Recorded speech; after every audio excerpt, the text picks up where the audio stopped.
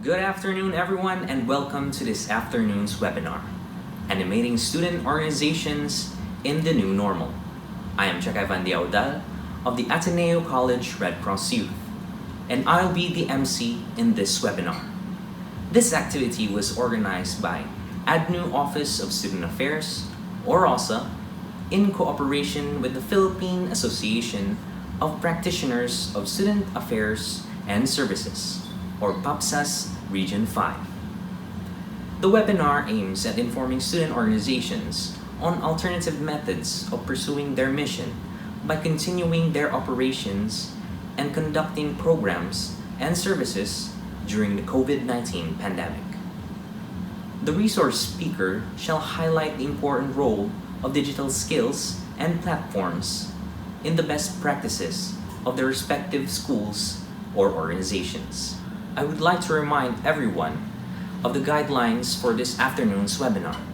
First, if you have any questions or clarifications for the speakers, kindly indicate the concerned speaker's name and your question or comment. The moderator will later address them to the respective speakers during the open forum. Second, e-certificates will be given to those who have pre-registered and will accomplish the evaluation form, which will be handed by OSA later on. To formally start our webinar, may I invite everyone to join the invocation, which will be immediately followed by the opening remarks by Mr. Rodolfo S. B. Virtus Jr., Director for Student Affairs of ADNU, and Vice President of the Philippine Association of Practitioners of Student Affairs and Services, Region 5.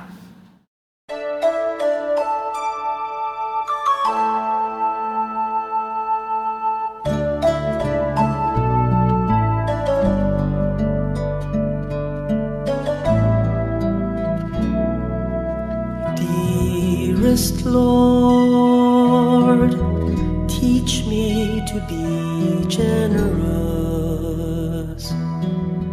Teach me to serve you as I should.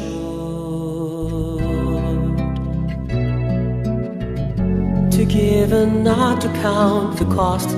To fight and not to heed the wounds. To toil and not to seek for rest. To labor and ask not for reward. Saved out of knowing that I do your most holy will.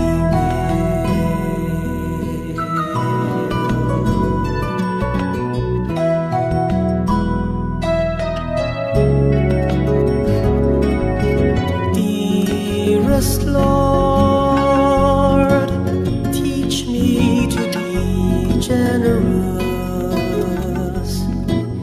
Teach me to serve you as I should.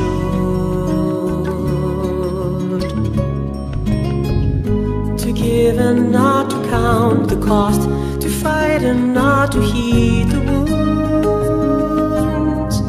To toil and not to seek for rest. To labor and ask not for reward. Saved out of knowing that I do your most holy will.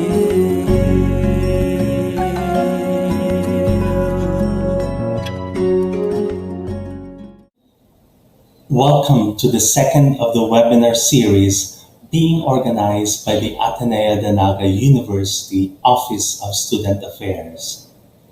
The well-being of the students is on top of our priorities. That is why the first webinar that ADNU also conducted in June was a forum to help our students and organizations manage stress, fear, and anxiety caused by the pandemic through varied coping mechanisms and with the help of our guidance counselors.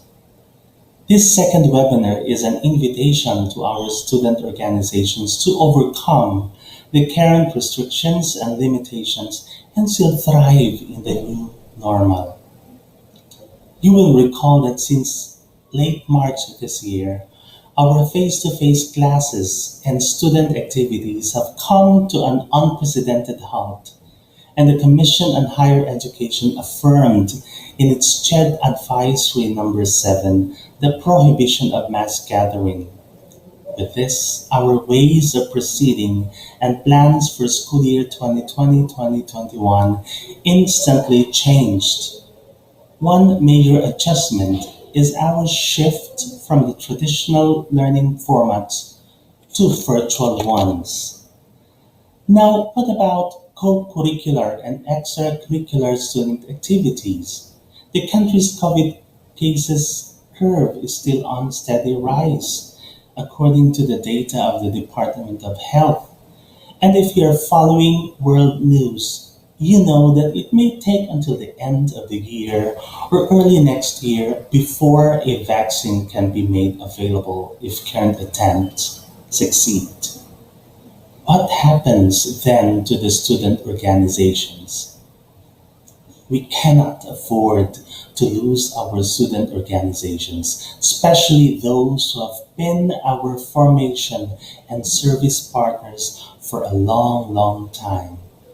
In fact, during the CHED consultation on the review of its Memorandum Order Number 9, Series of 2013, CHED urged schools to continue student affairs and services through safe alternatives and underscored the important role of formative structures such as student organizations in supporting the youth's education at this time of distance learning.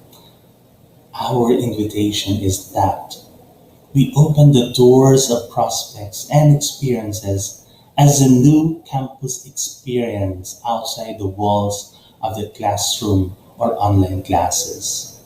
We discover and befriend technology, explore the available platforms to connect with fellow students, gather and have kumustahan and other meaningful conversations online, recruit some more members to extend supportive and creative spaces to fellow students.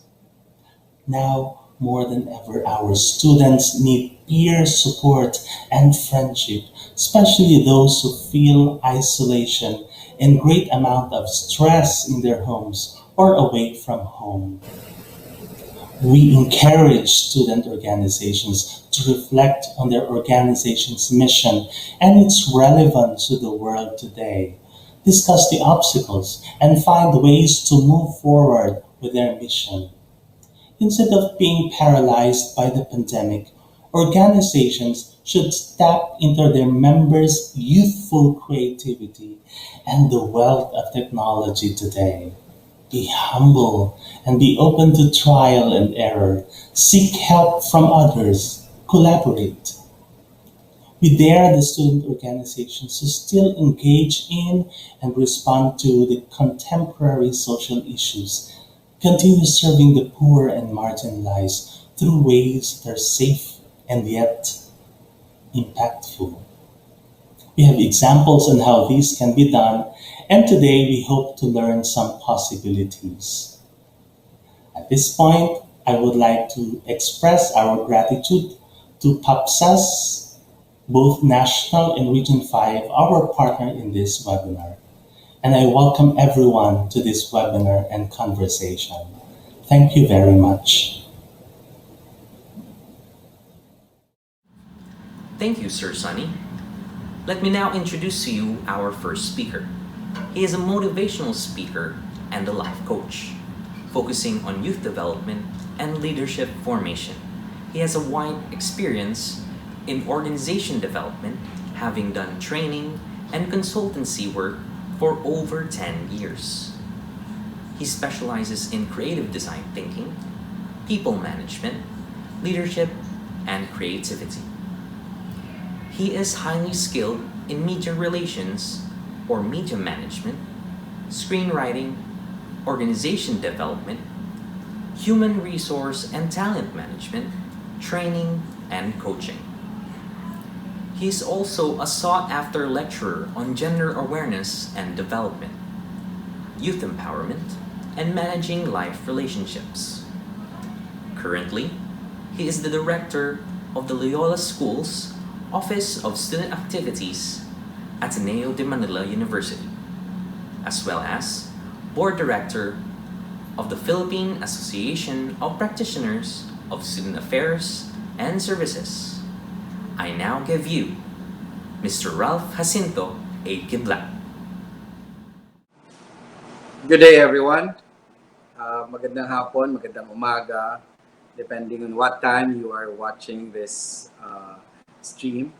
But thank you very much for inviting me to Ateneo de Naga University uh, to Sonny Vertus, the also director of ADU, to Mr. Leo Kaayaw, who coordinated this invitation with me. Thank you very much to all the student leaders, student organizations who are viewing this webinar right now. Thank you very much for your time, for being here. I'll be speaking about animating student organizations, student activities, student life in the quote-unquote new normal, in the COVID-19 pandemic era. And so I'm excited to share with you. I'll be talking a little bit about some of our assumptions, anticipated realities, and then I'll go into what are the challenges that we're facing, and eventually into what we in ADMU OSA and our student organizations are doing to respond to the challenges posed by the current pandemic. So let's get to it. Let me just put up on the screen my slides for a few bit.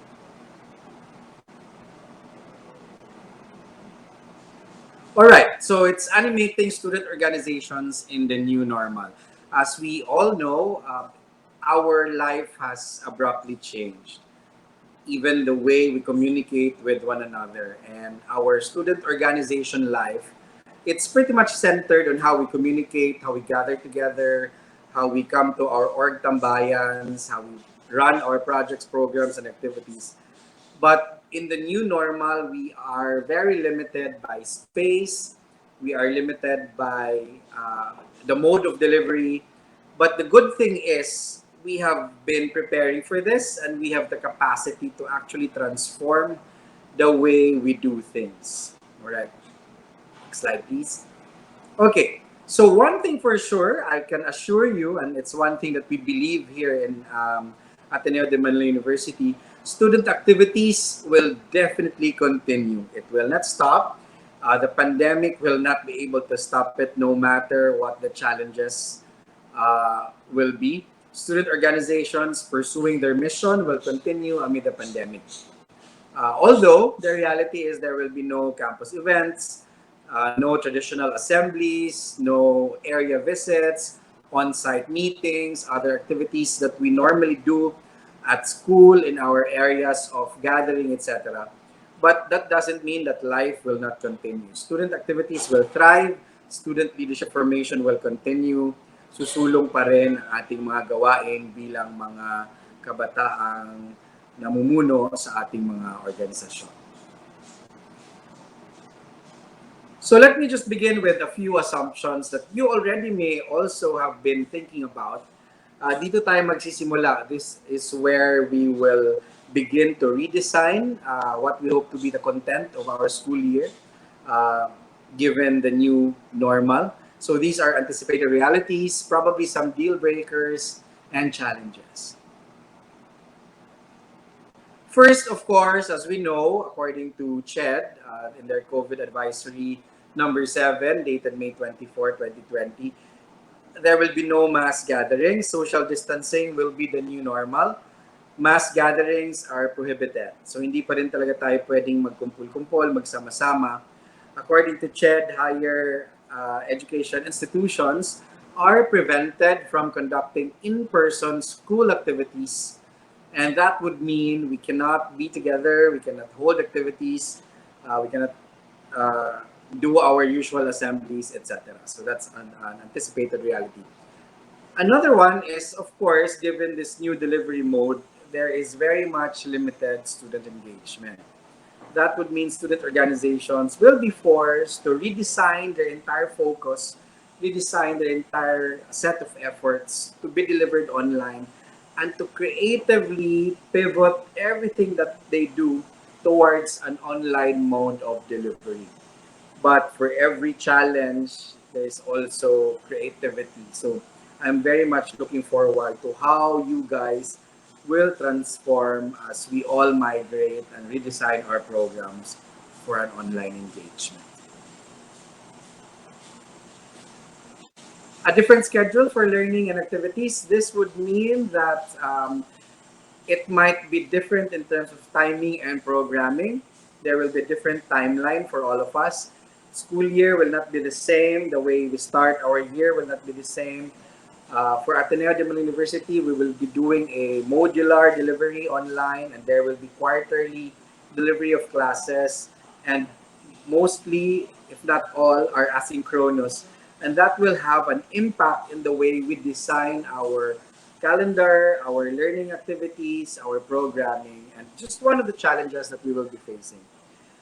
I'm not sure if Ateneo de Naga will shut down, but for Ateneo de Manila University, we anticipate that the campus will shut down at least at the end of the first semester. We will not be opening our campus to anybody except for the in-house resident students who are currently residing inside the campus, the Jesuits, some members of our security, and some affiliates inside the campus. But to the rest of the community, the campus is closed at least until the end of the semester. That would entirely change the way we are playing the game because we will not be on campus. So, yeah, it will be a challenge. It will be a deal breaker for most of us. Another thing that I think we should be thinking about as in terms of anticipated realities and challenges is online fatigue. There will come a time when students will probably get tired, get sick of anything online, for processing things online, for everything, running everything online. Darating tayo sa punto na gusto na nating mag-detox, stay disconnected for a while, and not be present online. And so we need to design our programs, activities around the fact that it's not overfeeding, it's not overly saturating our students' social media pages, social interactions, etc. But I think the most important of all these challenges, no, is I think there is a bigger call that student leaders and student organizations we should be responding to, and that is to be able to be indifferent and sensitive to the sign of the time, to the signs of the times. I think it is time for us. I'll talk about this a lot more later. It's time for us to open up our walls and think of the bigger picture. Maybe design our mission in such a way that it is contextualized in the way that it is responsive to what the nation demands, what the time demands. And I'll talk about that a little bit more later. So these are just some of the anticipated realities. So let's look at where all these realities are going to bring us, where all these realities are going to push us towards. The thing is, it's not like we have not been preparing. It's not like it suddenly became a volatile, uncertain, complex, and ambiguous world. We have been forewarned. We have been dealing with a lot of problems and challenges. The world has slowly been becoming volatile, uncertain, complex, and ambiguous, or what they call VUCA. It has been becoming a VUCA world even before the pandemic. And so, slide please. And so, in some way or another, we have been responding and we have been preparing ourselves in this VUCA world by also being VUCA about it, meaning we have been trying to be versatile about it, trying to understand the world. We have been preparing in terms of connectedness. We are interconnected globally right now, and our creativity is really very much on the rise. And only right now that our agility is being tested. So the only way to combat the volatile, uncertain, complex, and ambiguous world is also by becoming VUCA, meaning to be versatile, to be more understanding of what's going on, to be more connected and creative, and uh, being agile, and the ability to move and redesign and quickly pick up on our feet and respond to whatever it is on hand. No? So, all right, given that, let me just share with you what we are doing in Ateneo de Manila University because I think that's what Sonny Vertus really wanted me to talk about what we're doing in Ateneo de Manila University in terms of animating our student organization life in the new normal. Well, in my office student activities, we've been trying to, our mission is really to transform mindsets, spaces, programs, and protocols to adapt to these new challenges. What is clear is that despite the challenges of COVID-19, we will be there to aid the students in adjusting to this new mode of delivery. So what have we been doing?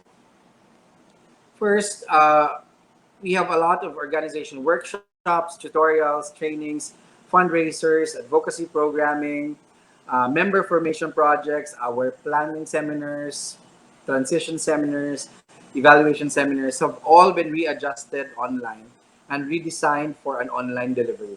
Publications, our publications have also pivoted online, and even relief assistance efforts and advocacy efforts have been adjusted and redesigned for online delivery. Our home organizations, these are organizations that are closely linked to our uh, courses, to our majors, to the departments, to the home department. They have been preparing prep courses online. In other words, uh, they are assisting the home departments in being able to bring out content to our students during this time. We have also been conducting expo seminars, events for alumni online. Our arts organizations have been busy with curating online content. They have released their previous performances.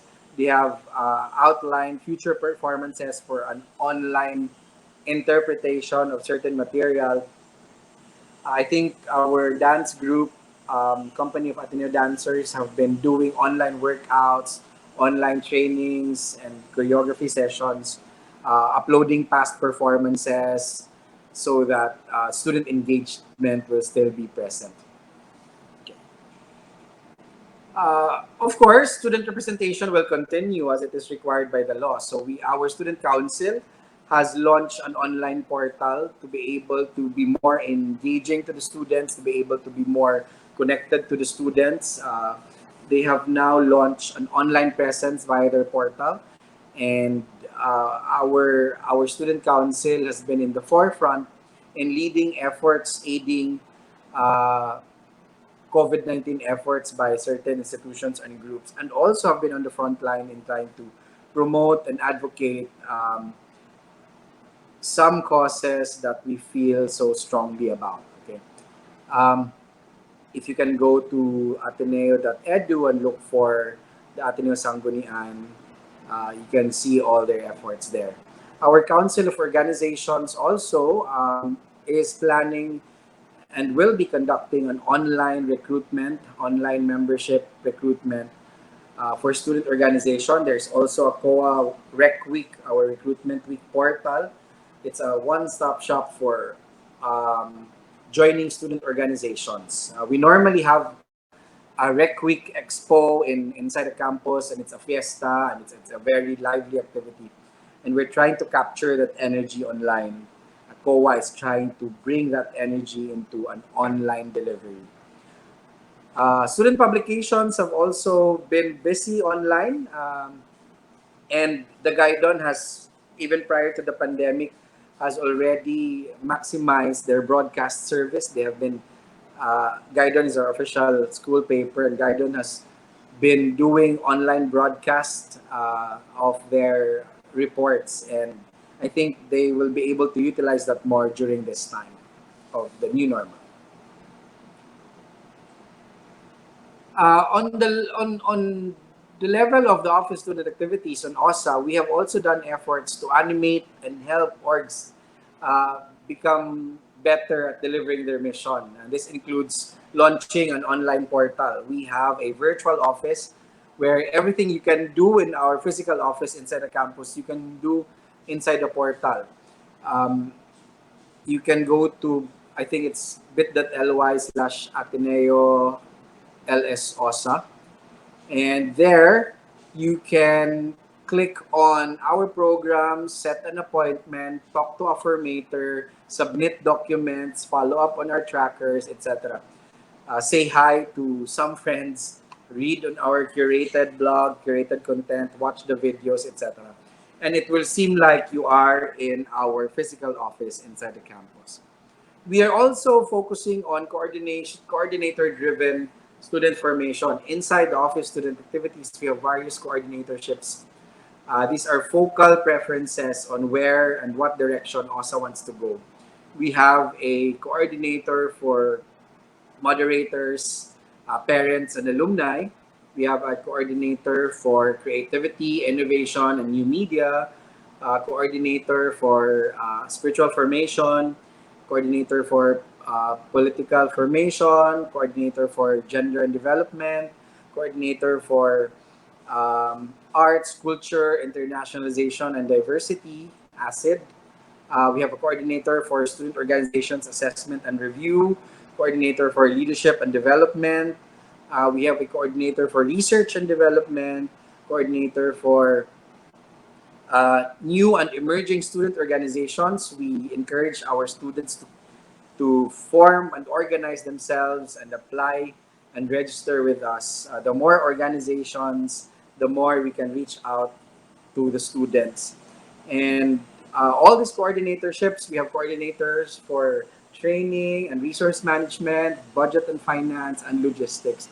And we plan to maximize these coordinatorships for each of these coordinatorships to deliver content online so that there will be focal preferences for students to identify and aid them as they move forward in this new normal.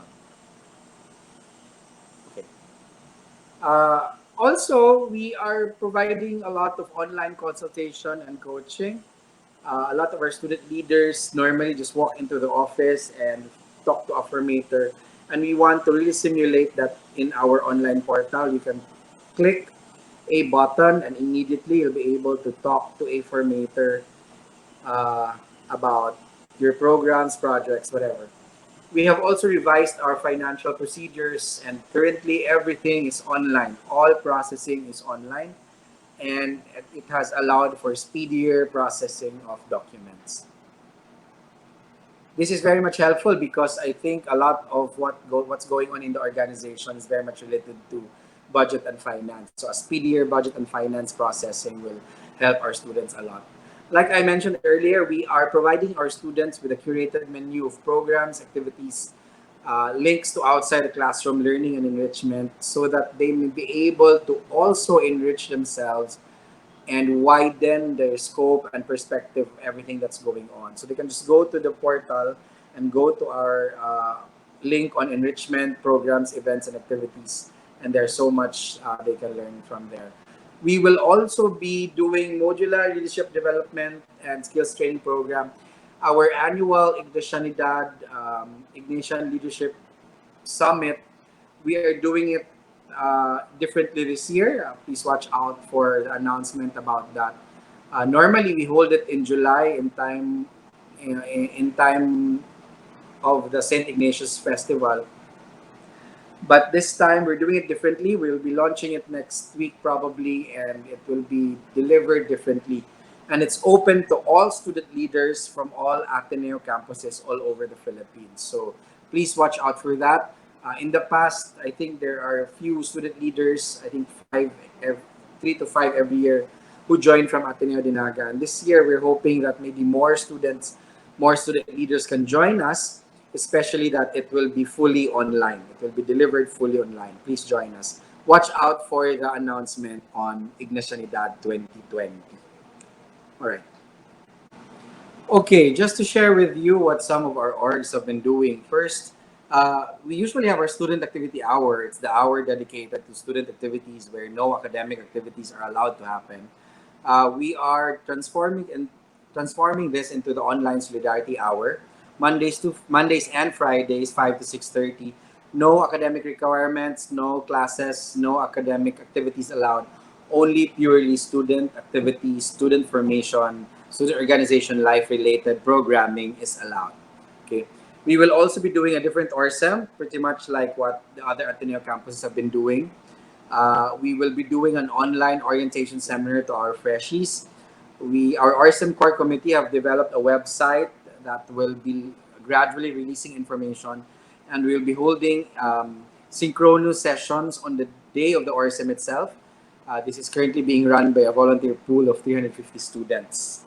Hopefully, you can also tune in and enjoy our RSM with us. We have been tuning into the other RSMs of the other Ateneos as well.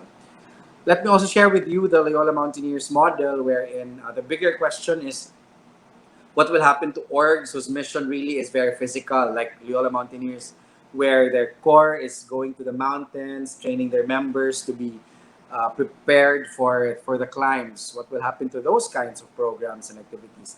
Well, the LM model is that they'll be doing their application processes online, tests, written tests, skills tests online, etc. Successful applicants will be uh, only provisional members until they be able to finish their application, their actual test runs and training climbs. When mass gatherings is allowed, and we are free to move around and do the activities that we normally do.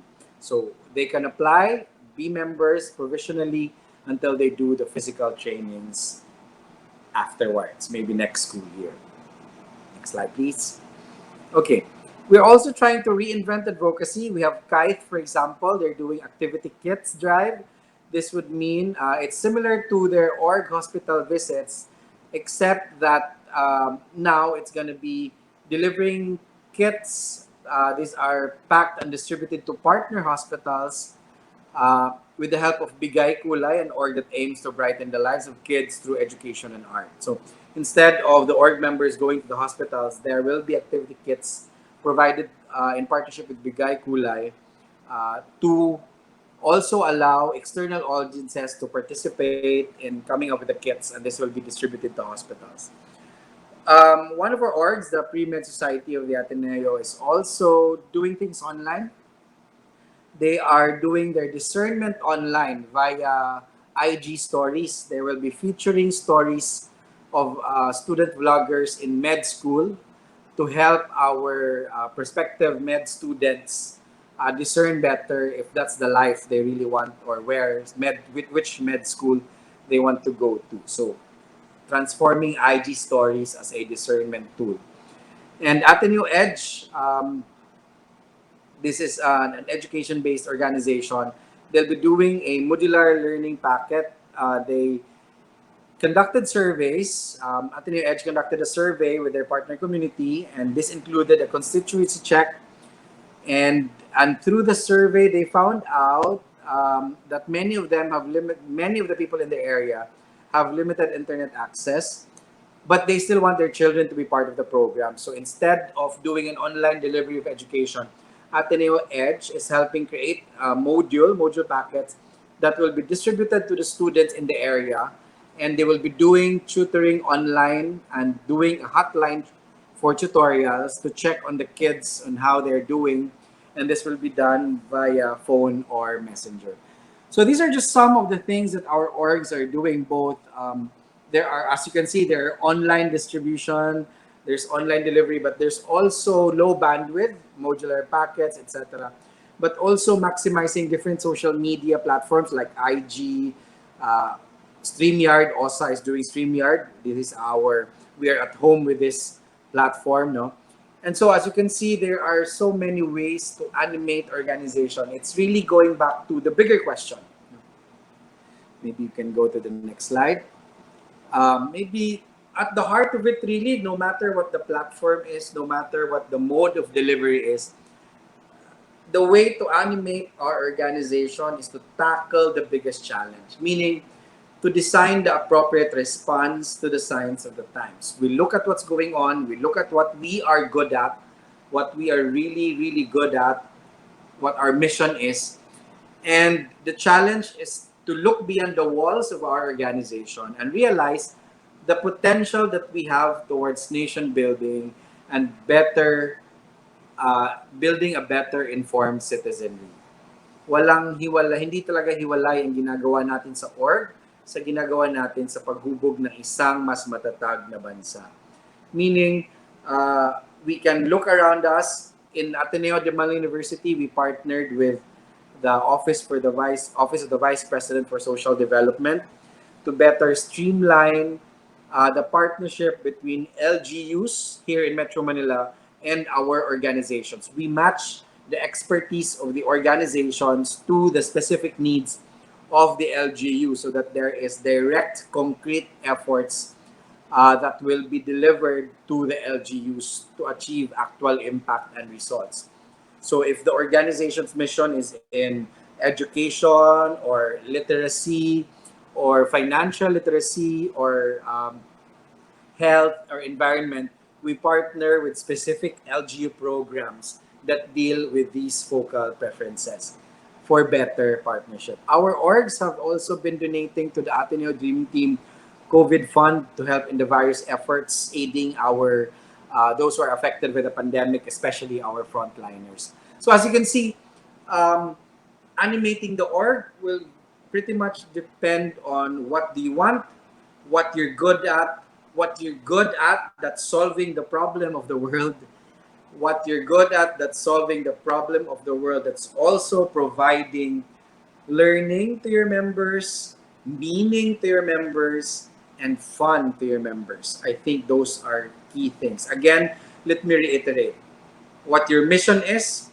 what you're good at, okay? What your mission that you are good at that is solving the problems of the world, but at the same time providing meaning, learning, and laughter to your members. Those three things are very important because there should be meaning. People should not avoid difficulty. Instead, we should teach our members to find meaning in what they do, but also to keep on learning and grow as they're doing it. But what's meaning and learning when they're not having fun? So we call that the MLL index, meaning, learning, and laughter. But meaning, learning, and laughter contextualize in your mission, in how you're doing your mission, in how your goodness and expertise is trying to solve the problems of the world. And that golden ratio there in the middle that's where we will try to animate our org life. I hope you were able to find something new or something that you can ponder on in the last 30 minutes of my talk. Thank you very much to Ateneo de Naga University, to Ateneo OSA, Sunny Virtus, thank you very much. To all the student leaders who are tuning in right now, I'll probably see you again in the question and answer later on. But thank you very much. Mabuhay ang kabataang Pilipino.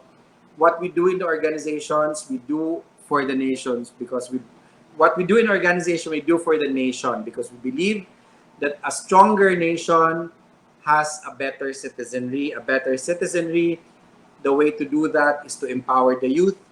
The way to empower the youth is to empower our student organizations. So maraming salamat.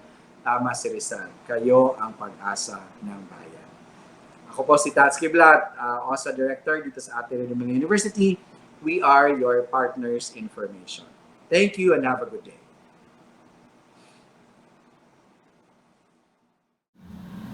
Thank you, Sir Tats, for your sharing. The example that your organizations have shown in the past difficult months proves that indeed student leaders can still thrive during this pandemic. If you have questions or insights for Sir Tats, you'll have the chance to share them during the open forum later. And now, our second speaker. Many young alumni and current student leaders of the Ateneo de Naga University know him as their formator in class and mentor in their respective leadership journeys.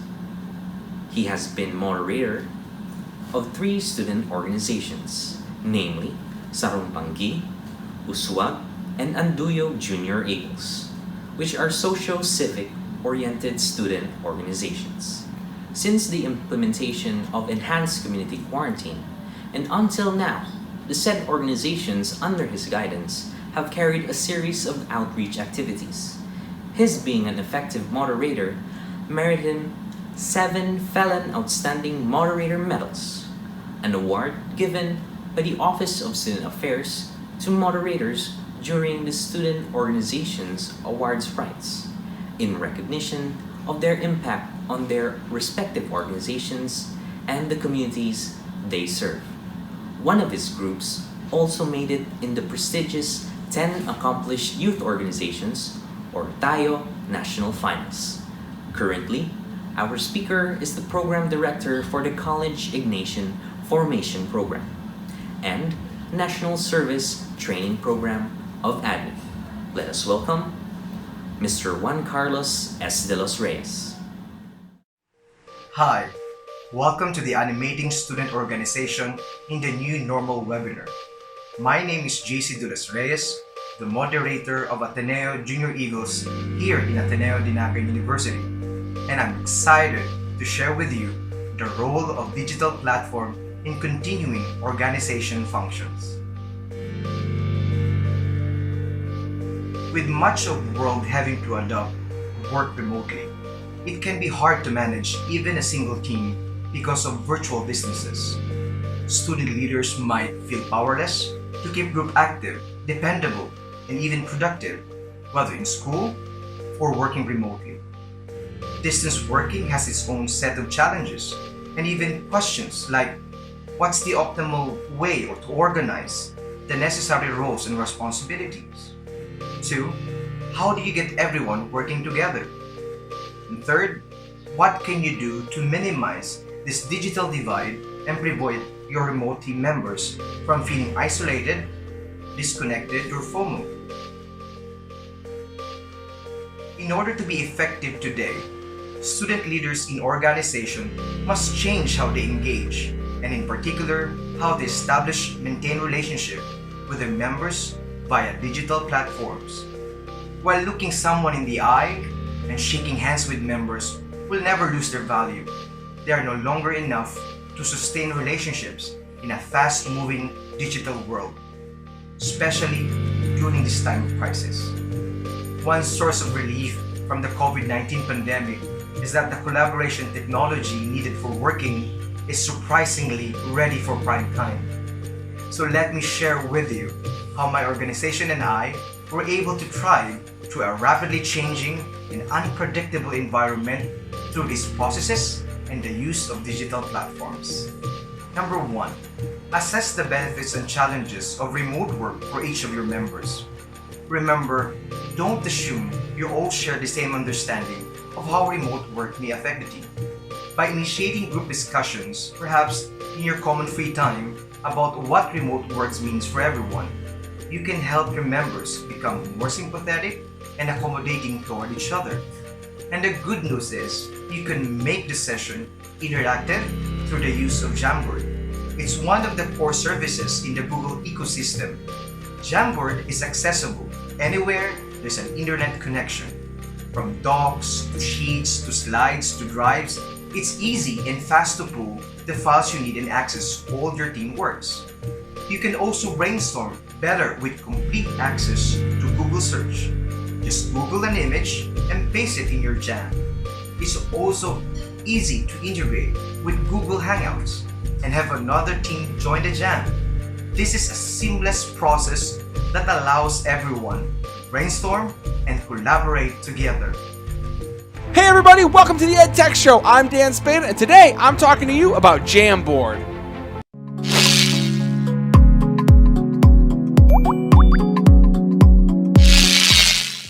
In today's episode, we're going to talk about Jamboard. Now, if you don't know what Jamboard is, it's one of Google's newest products. It is a physical digital whiteboard. However, there's also a software that goes with it, which is available in the G Suite, and I've been using it in my classroom, and the students love it. So today I want to give you a quick overview and how I've been using it with my students. So to get to Google Jamboard, you can find it in your Google Apps if you scroll down, or you can just type in jamboard.google.com. And once you get there, to start a new jam, you click on this little plus sign in the bottom, and it will open up a new jam for you. So like most Google products, you can click in the top left-hand corner and rename your project. Now, it's important to note that you can use the Jamboard on a computer, a mobile device. You can use it on the physical Jamboard itself. And depending on the device you're using, it's going to change the functionality of some of the menu items. So, for instance, if you're using the pen or the marker, highlighter, paintbrush, it's obviously going to be much easier to write on if you have a physical device or if you've got a stylus. Right now, I'm using a mouse, so it's a little bit more difficult, but the kids seem to love it. So you can see that depending on what you're using, just like if you've ever used any kind of smart board or anything like that, it's very similar. You can change the colors. So if you go down to the color tablet, you can use blue, green, yellow, red, and then it just changes the color of the lines you're using. If you want to erase, you can click on the eraser. Or there's a great function, if you click on the little arrow, you can erase the whole board and clear the board. You can click on the select tool, which we'll get to in a second. And then one of the students' favorite functions is the sticky note. And by clicking on the sticky note, it opens up this little menu where you can type in whatever it is that you want to write. And you can decide if you want it to be a yellow sticky note. You can choose any of the colors. Or if you just want to write on the board, you can make it clear. So I'll show you the difference. This is a clear sticky note.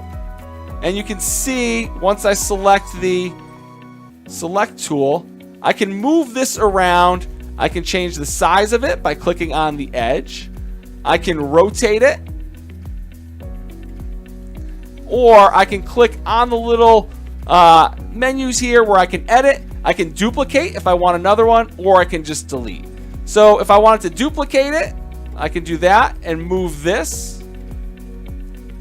And now if I want to edit, I can change the color so I can turn it into a yellow sticky note so it kind of looks like a Post-it. And again, I can click that, move it around. I can make it bigger or smaller. And you can keep duplicating them, changing colors, writing different things, however you want to do it. So let me clear the board so I can show you a couple other functions. One of the great things that Google just integrated is this add image. And when you click on that, it brings you right to a Google search. So if I was looking for something, and this is what was really cool, I saw my students do this the other day, is they typed in Venn diagram. Because they were doing a project and they were trying to create their own Venn diagram and they couldn't quite get it. So they went into the Google image search and they found a Venn diagram in there and they just made it the size of their board, and then they filled it up with different sticky notes, which I just thought was an incredible use of the tool. So what they did was they just kind of made it big like this.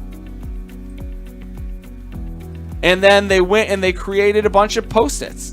And, they did, we'll just for the sake of this, we'll just put in a couple numbers here.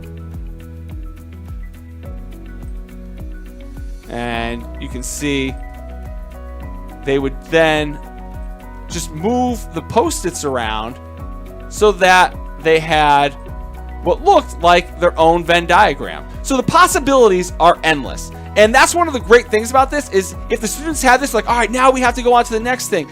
You can click up top here and create a new board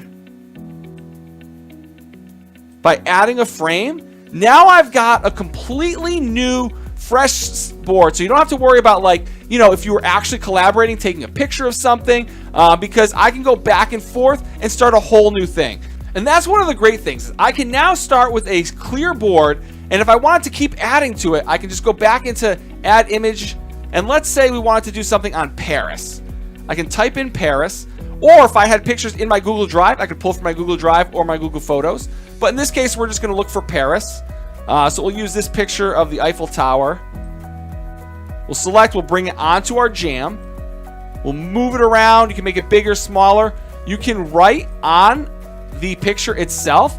So if I wanted to use, let's say, the pen, and I wanted to do it in red, I can write on here. Or I could, draw images, kind of go over the two. And again, I can add more Post-it notes. If I had the stylus or if I was using a touchscreen, I could write with my finger. So the students can kind of go back and forth, or if you wanted to go to your previous one and see, you could go from frame to frame.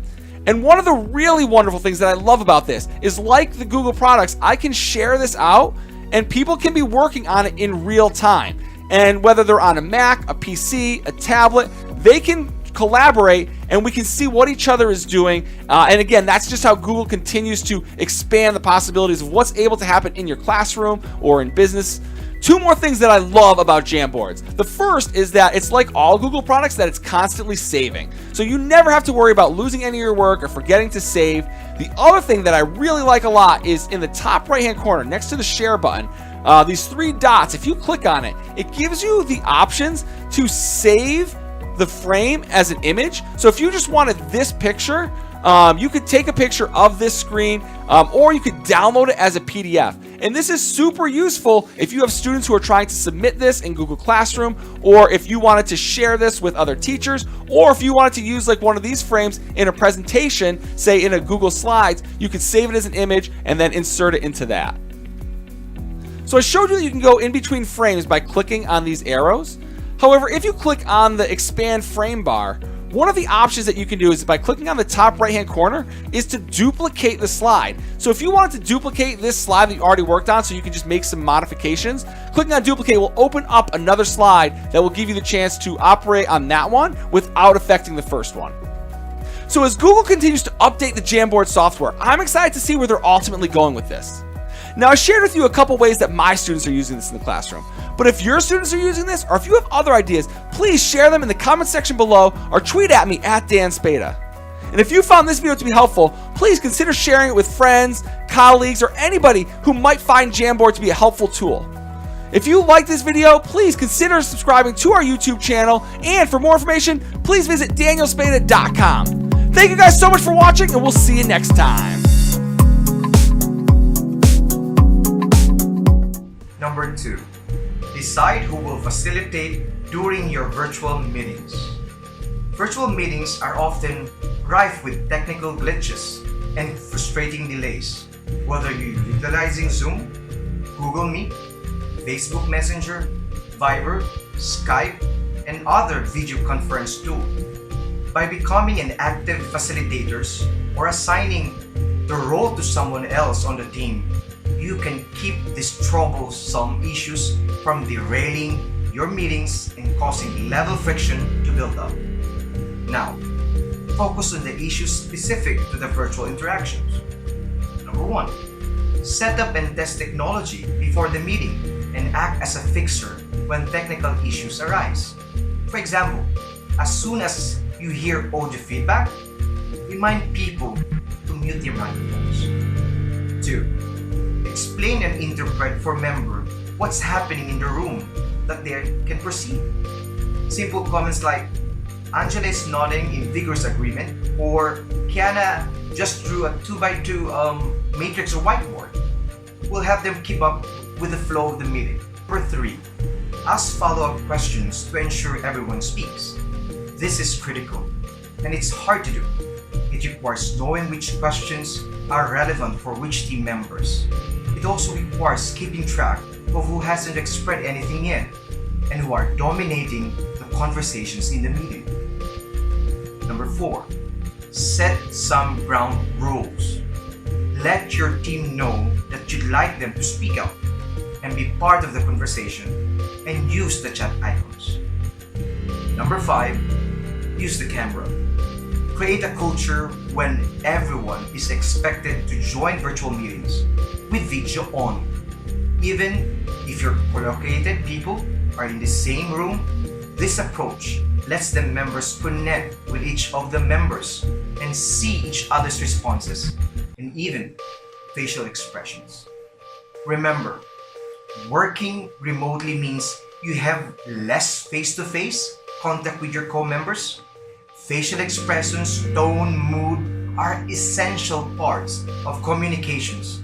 So having video calls whenever possible instead of simply phone calls is something your team should prioritize. Now let's go to the third process. Nurture conversation to engage your member or participants. It has been realized that engaging attendees consistently comes up as one of the leading challenges in running effective remote meetings. Fortunately, there are endless suggestions and tips for resolving this concern. Like, it includes assigning each participant a role to play in the meeting, such as timekeeper, scribe, can be rotated around the team. Also, different people can facilitate different paths for the virtual meeting. And third, encourage healthy discussions more often by posing questions and asking for comments or some of the engagement interaction that makes a meeting lively. Make sure that everyone has a chance to provide his or her point of view. So make your meeting interactive. Using virtual polls with Mentimeter is one of the ways to do this. You can do even better when you allow people to join in the conversation. Mentimeter is an easy-to-use, powerful interactive presentation tool. All you have to do is create a question, then press present. The audience then uses their smart device to enter the presentation code and submit their answer. With Mentimeter, you get unbiased results visualized in a way that encourages reflection and sparks discussion.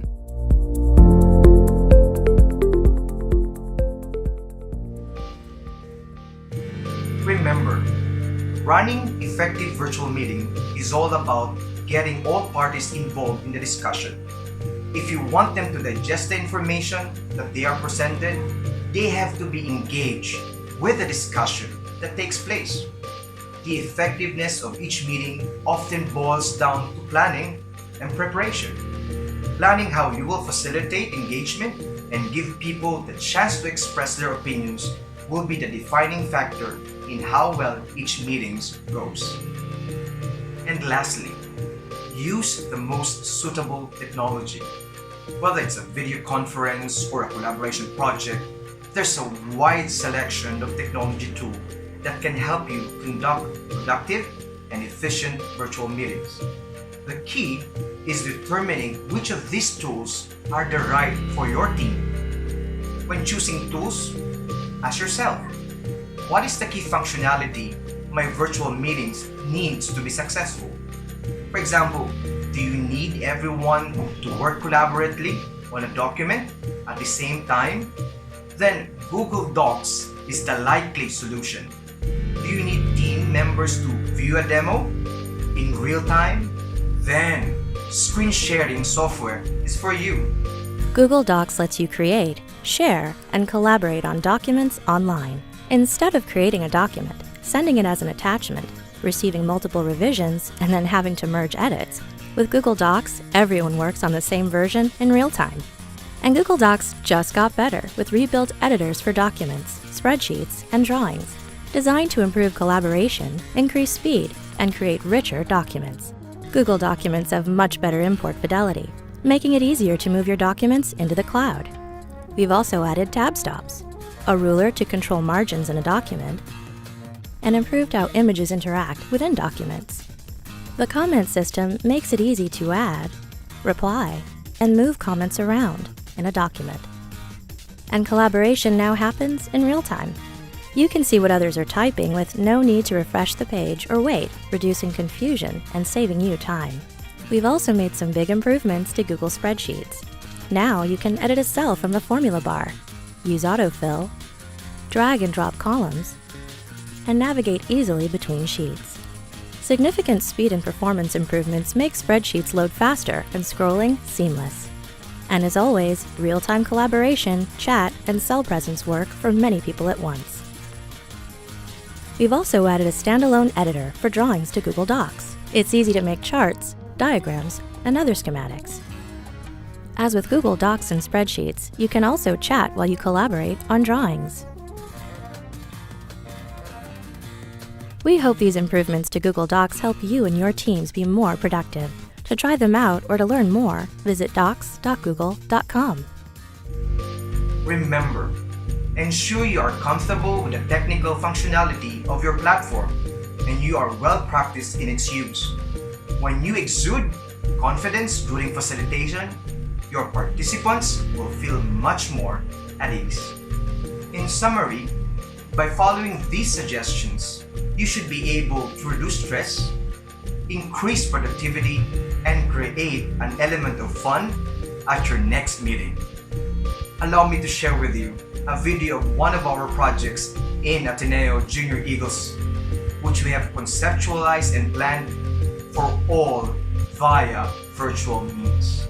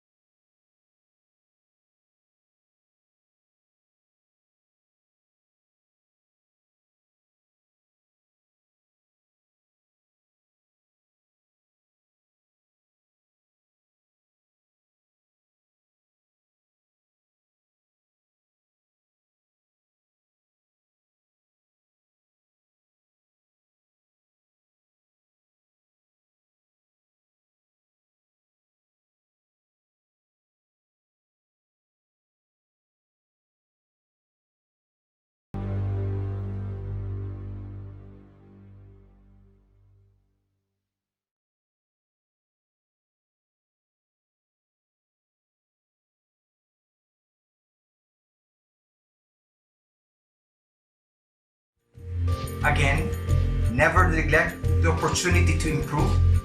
Every one of us is a work in progress. Embrace the process.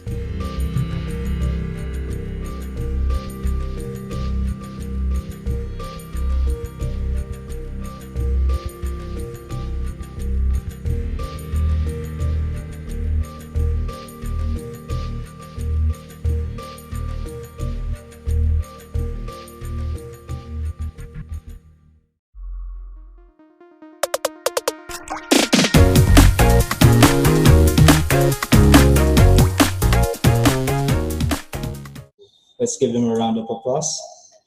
I would also like to thank those who are viewing right now from all over the country, even outside. There were some um, student practitioners outside of our country who have joined or wanted to view our webinar as well. So once again, I'm Leo Jeremiah Arnel Cayo of the Office of Student Affairs, or GERL. I will be the moderator for this open forum. And I would just like to welcome everyone, especially our members from the Philippine Association of Practitioners of Student Affairs and Services, especially those from Region 5, headed by Mr. Randy Iniego. Also, our invited student leaders from various universities here in Naga City and in Camsur, our very own Mr. Jong Rubio, our SSG President of ADNU, Miss Christine from Sidisua, Mr. Mr. Joshua Mark Bautista from Universidad de Santa Isabel, and Ms. Cess Lastrolio from Remontados Civic Society of Ateneo de Naga. So in order to facilitate our open forum for this afternoon, this will be our guidelines.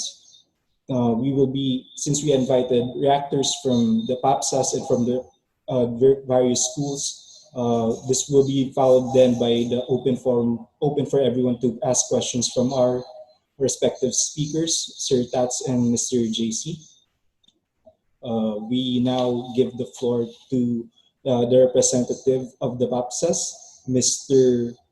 Francis Joselin Abaita, a Student Affairs and Scholarship Officer from the University of Cebu, Manila, to be followed by Mr. John Rubio and Ms. Cesla Stralia, followed by Ms. Christine and Ms. from Sibisua and Mr. Joshua Mark Bautista from USI. So I now give the floor to Mr. Francis Abaita. Hi, thank you. I really commend the presentations of our resource speakers this afternoon. I heard concepts of visibility and accessibility towards helping the student leaders on how they engage with their constituents. I like how Sir Tats mentioned the need to redesign their mission, the way they govern themselves towards this online engagement, which entails creativity for them to make a difference, and also by having fun. So on how to redesign towards the online engagement, I think what I can provide is, first, for the student leaders, they need to design it for their audience. They need to design it for flexibility because different individuals in the online setup, they have different needs. Third, they have to design in terms of experience, design for simplicity, because it is imperative to keep their online events or any post in their social media accounts to be simple and uncluttered. Fifth, redesign for readability, because online socialization is still a fundamentally text-based environment. And lastly, design for beauty, because individuals prefer appealing images and comfortable environments. But no problem with that, because the student leaders we have now, they are very creative, and they can use their creative minds and innovative heads to really create ideas and programs for the students. Next is, I like how Sir Jose Carlos, Jose Carlos, yeah.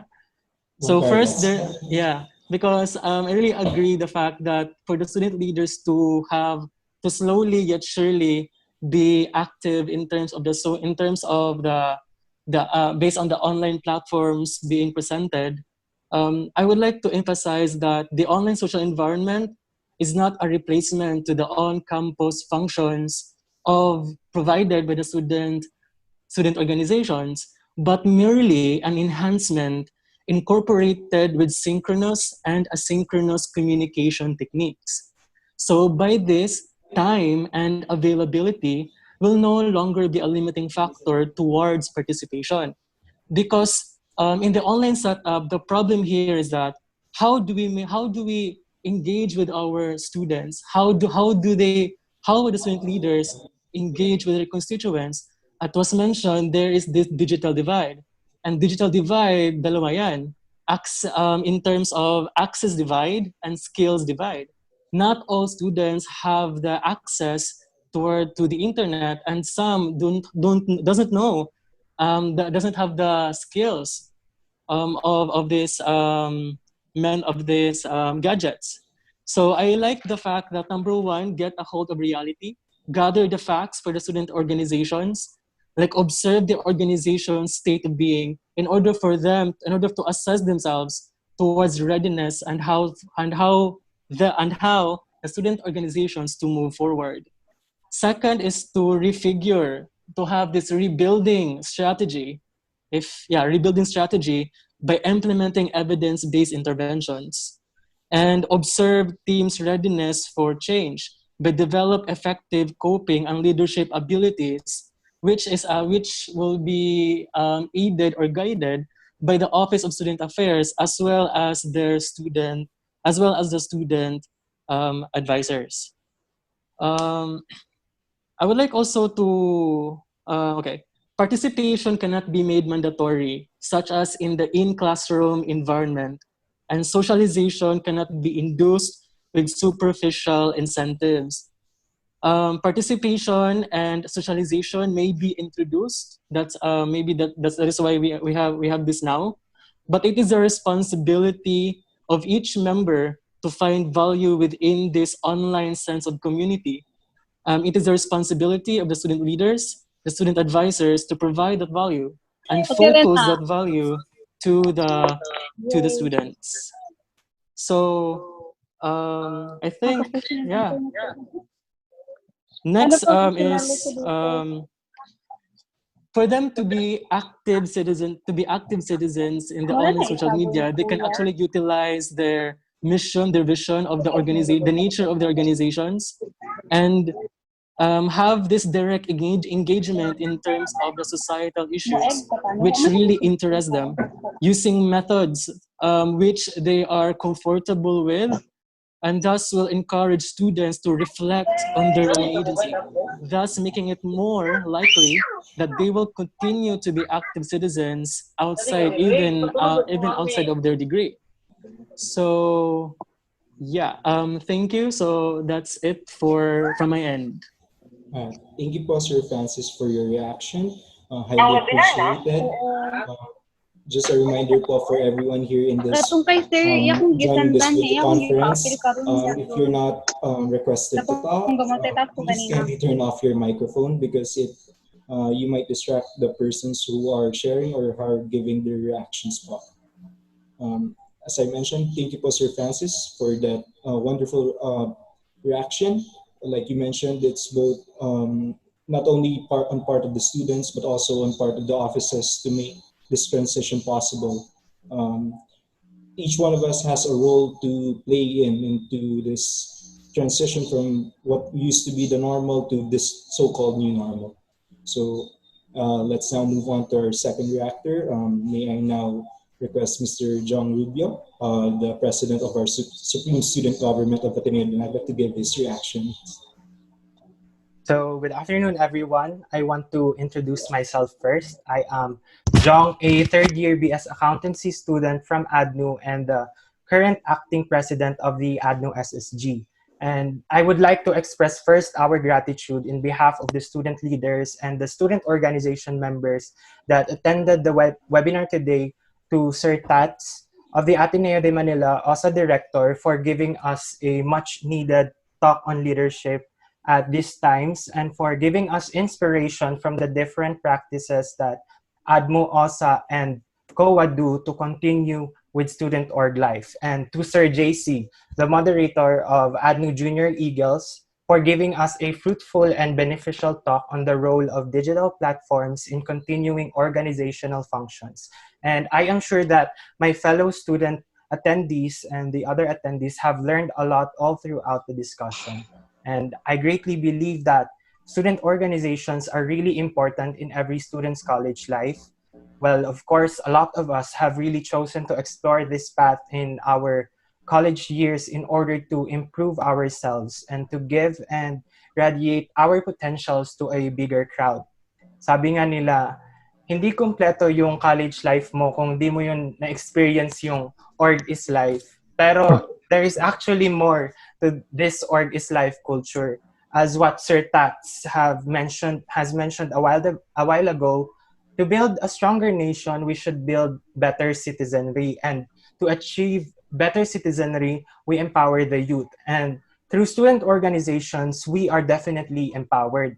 But with the unfortunate turn of events, we are pushed to adapt and implement changes with how we conduct our operations in our organizations. Let us all recall the first weeks where we are all in shock that we are not allowed to leave our houses due to the risks that this pandemic has imposed on us. And we started questioning ourselves if whether we should continue with a normal life.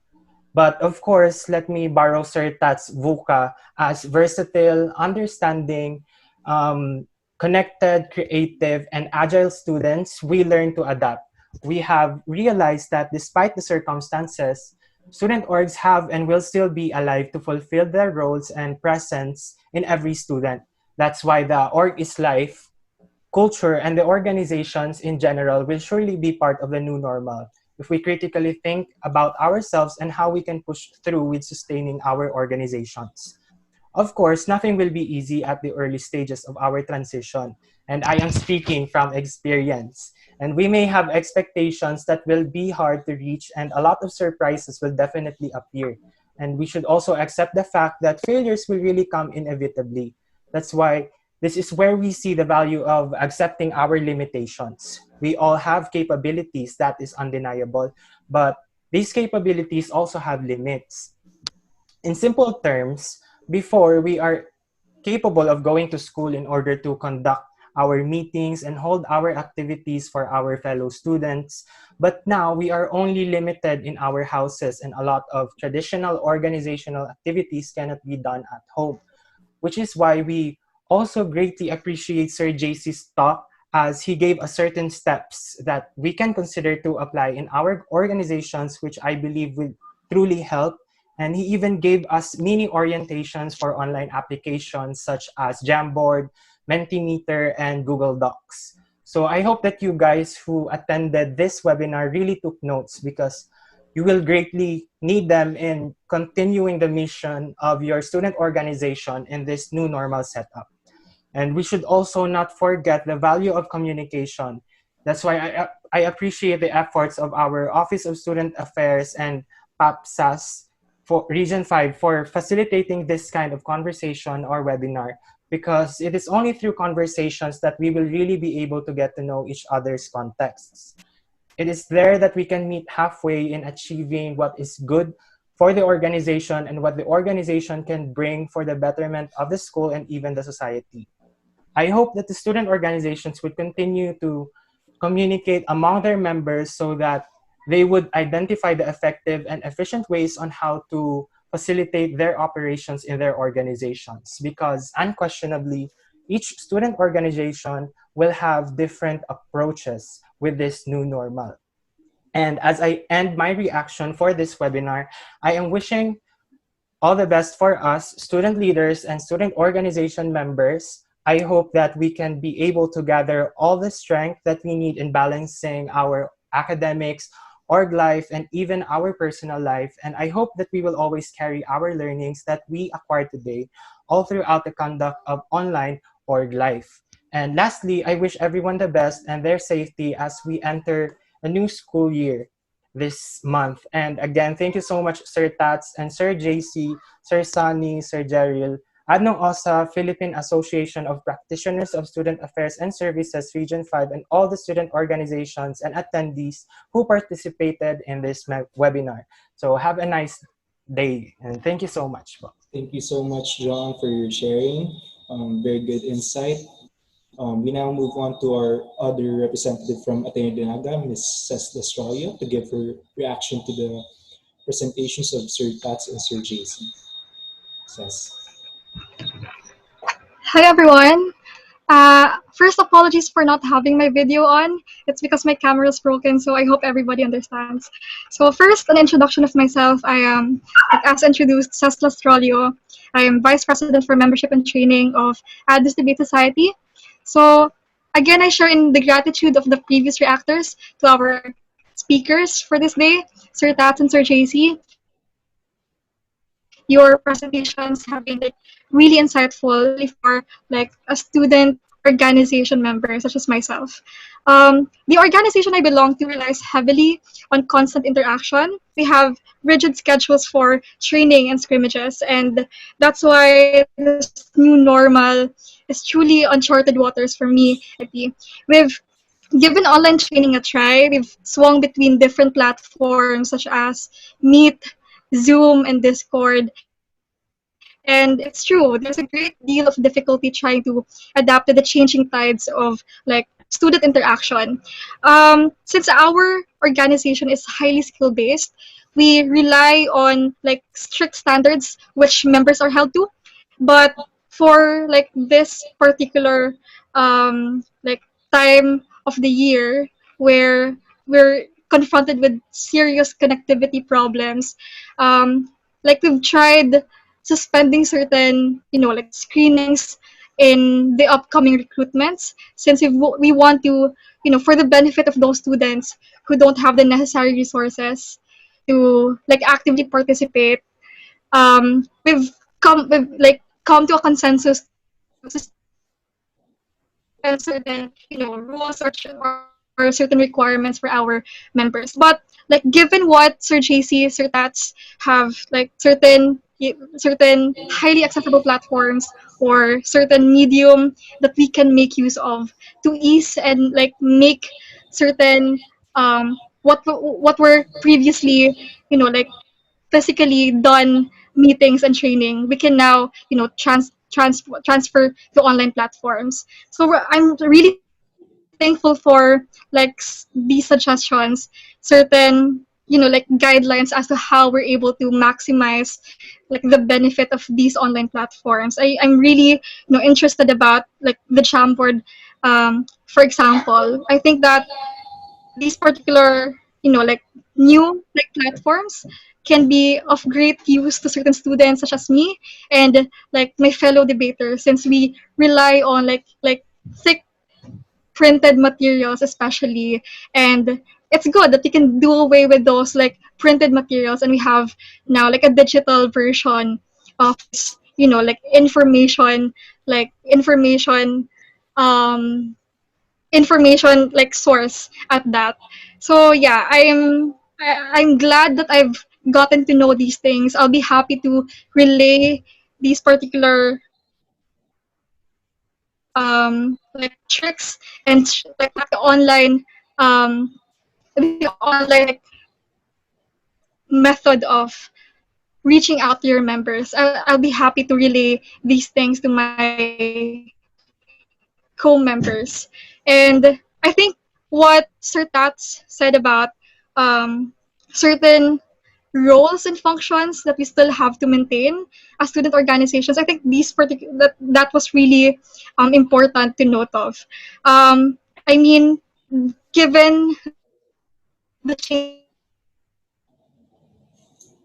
again, it's very likely that we forget about like certain things like certain members like back in campus, like studying, organizing projects, for example, immersions and outreach programs. I think these things will still have to happen regardless or despite like certain difficulties we're encountering. But I think it was also good that we were reminded to be, be more compassionate, be more gentle about certain rules that you used to follow on campus, since there are certain limitations that are impinging upon us currently.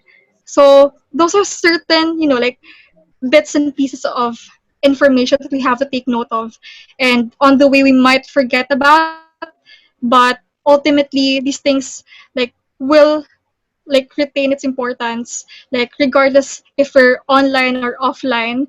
So I think what was most striking as a takeaway from the lecture given by Sir Tats and Sir JC was all about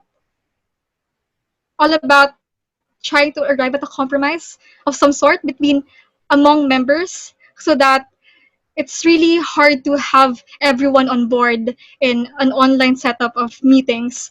So it's really important that members arrive at a certain agreement as to like what time of the day, for example, what day of the week, for example, we will be able to all meet and all interact with each other. So it's I can see having people get left behind as like a primary problem of like student organizations going online as a result of like the pandemic.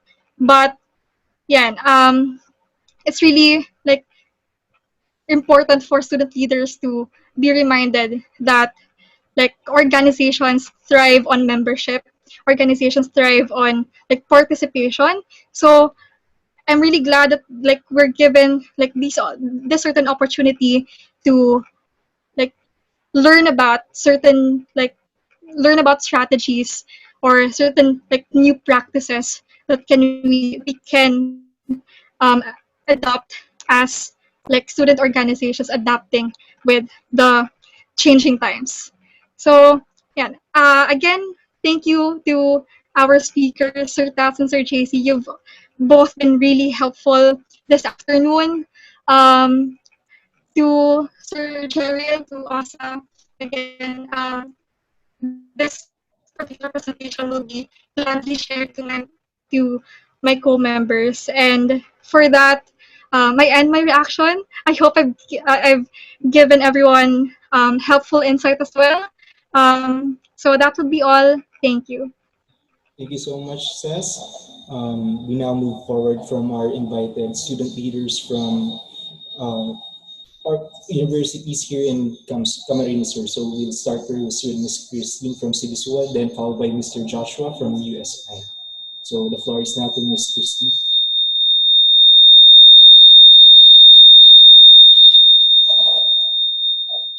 Good afternoon, everyone. I would like to first introduce myself. My name is Christine once again, and I am the current president of the Supreme Student Council of Central Bicol State University of Agriculture, Pili Campus. And I would like to also express my thanks to our guest speaker, Sir Tats and Sir JC, for sharing with us a very much inspiring and motivating talk with regards to animating how student engagement will work in this pandemic. For my reaction, it is heartening that even if our actions in student engagement may be limited during these difficult times, there are still a lot of alternatives that we can adopt in order to deliver our mission for our student organizations. Um, it is, or I am very thankful to Ateneo de Naga University for facilitating this kind of webinar in order for student leaders to have insights on what we can do for the future with regards to our student engagement plans. Um, we have seen or they have shared with us their initiatives when it comes to transforming how student organizations operate during this pandemic. What resonated with me is for the talk of Sir Tats, his MLL index. And he said that we would need for our activities to actually have meaning and for it to be a learning experience as well as with laughter because it will be very beneficial if everyone is enjoying while having a meaningful and learning experience. For Um, I also share with the experience of our other reactors with regards to difficulties in transitioning from the activities that we've done all throughout the years. And we are looking for new platforms on how we can initiate these programs. And we are encountering difficulties like what platforms would this be and how our students will be able to access these platforms. And it is really it's really good timing for Ateneo Dinaga to give us concrete examples, like for Sir JC's talk with regards to millimeters on what platforms they use with regards to meeting with your co-members to do your goals or your plans for your organization. And another thing that actually resonated with me is also that we would really need to go back to basics, delve into the mission of our organization, and focus on the fact that what we would need to do would need to have or would lead to a positive change not only within our organization but also to nation building. I am an advocate of youth empowerment, and I think that education is actually one of the best things that would light up youth empowerment. And there are a lot of action plans that are in the works, but of course, we would need to make sure that we do not let the difficulties wag po natin hintuin ang mga activities ng student organizations because we would need this in order for us to be capable of nation building in the future. That would be for my reaction. Once again, thank you, everyone. Thank you so much, Ms. Christine. We now move on to Mr. Joshua from USI.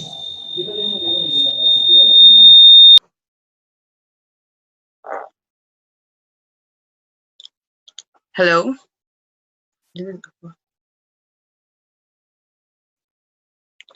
First of all, thank you for the invitation and the the opportunity.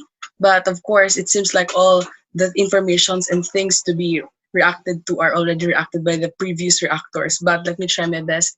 First of all, thank you to Mr. Quiblat and Mr. Juan Carlos de los Reyes for the wonderful informations given.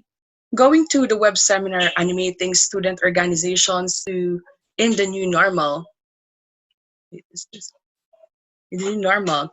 It's quite impressive and I agree to the information given by the speakers. But of course, organizations have been integrating and applying digital technologies even before we have this pandemic. If you're to talk about the role of digital platform, of course it's important and crucial, especially today. If I may add, especially the information given were mostly on the facilitating meetings, planning, and collaboration or communication within the student leaders within the organizations, I suggest aside from those, we also need to account evaluation, feedback, and result interpretation. Since this is important because through this, we're able to identify which are the best features and which are the areas to be improved in the project, activity, or even the means you use to conduct the activity. But the question is, how? I know this is not new, but let me share with you Google Forms. Well, it is a survey application that helps you collect, store, and harvest data easily. It organizes and lets you do graphs with its data. But you don't just do survey to the participants. Maybe we can also do survey within the organization. But of course, having a different set of questions. Maybe questions like, how well did I do? Did I made an impact? Did I change something? Have I inspired someone? Because leading is also learning, especially that we are in a new ecosystem, new situation, and the quote-unquote new normal, where we are all learning. And I just want to highlight, because I like the information, we don't want our constituents to be online fatigue. Like every hour, half an hour, you're updating in your page or your Facebook page. Your social page is flooded with updates and information. Your constituents are bombarded with updates and information. I suggest in this part, your run through your information or updates. If it's lacking, don't post it yet, but be patient. Your constituents want the whole story. And besides, if your post is lacking information, it might cause a confusion rather than certainty. And of course, for the last statement I be giving, the first thing I want to share to you everyone, the first thing I think that we should all do in student organizations is we should market what what service the audience or our constituents really need, especially in this time of pandemic, because only then we know what service to give, and only then we can help them if we target or troubleshoot the exact thing they want us to do. And of course, you need also to ask your constituents, the student body, on how can you help as one of course in addressing those problems. So again, I am Joshua Marque Bautista from the Universidad de Santa Isabel's Central Student Government. Thank you. Thank you so much, Joshua.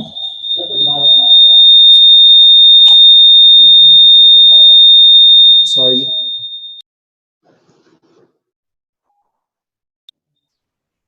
Okay. So we now move forward to the open forum for those who have questions for.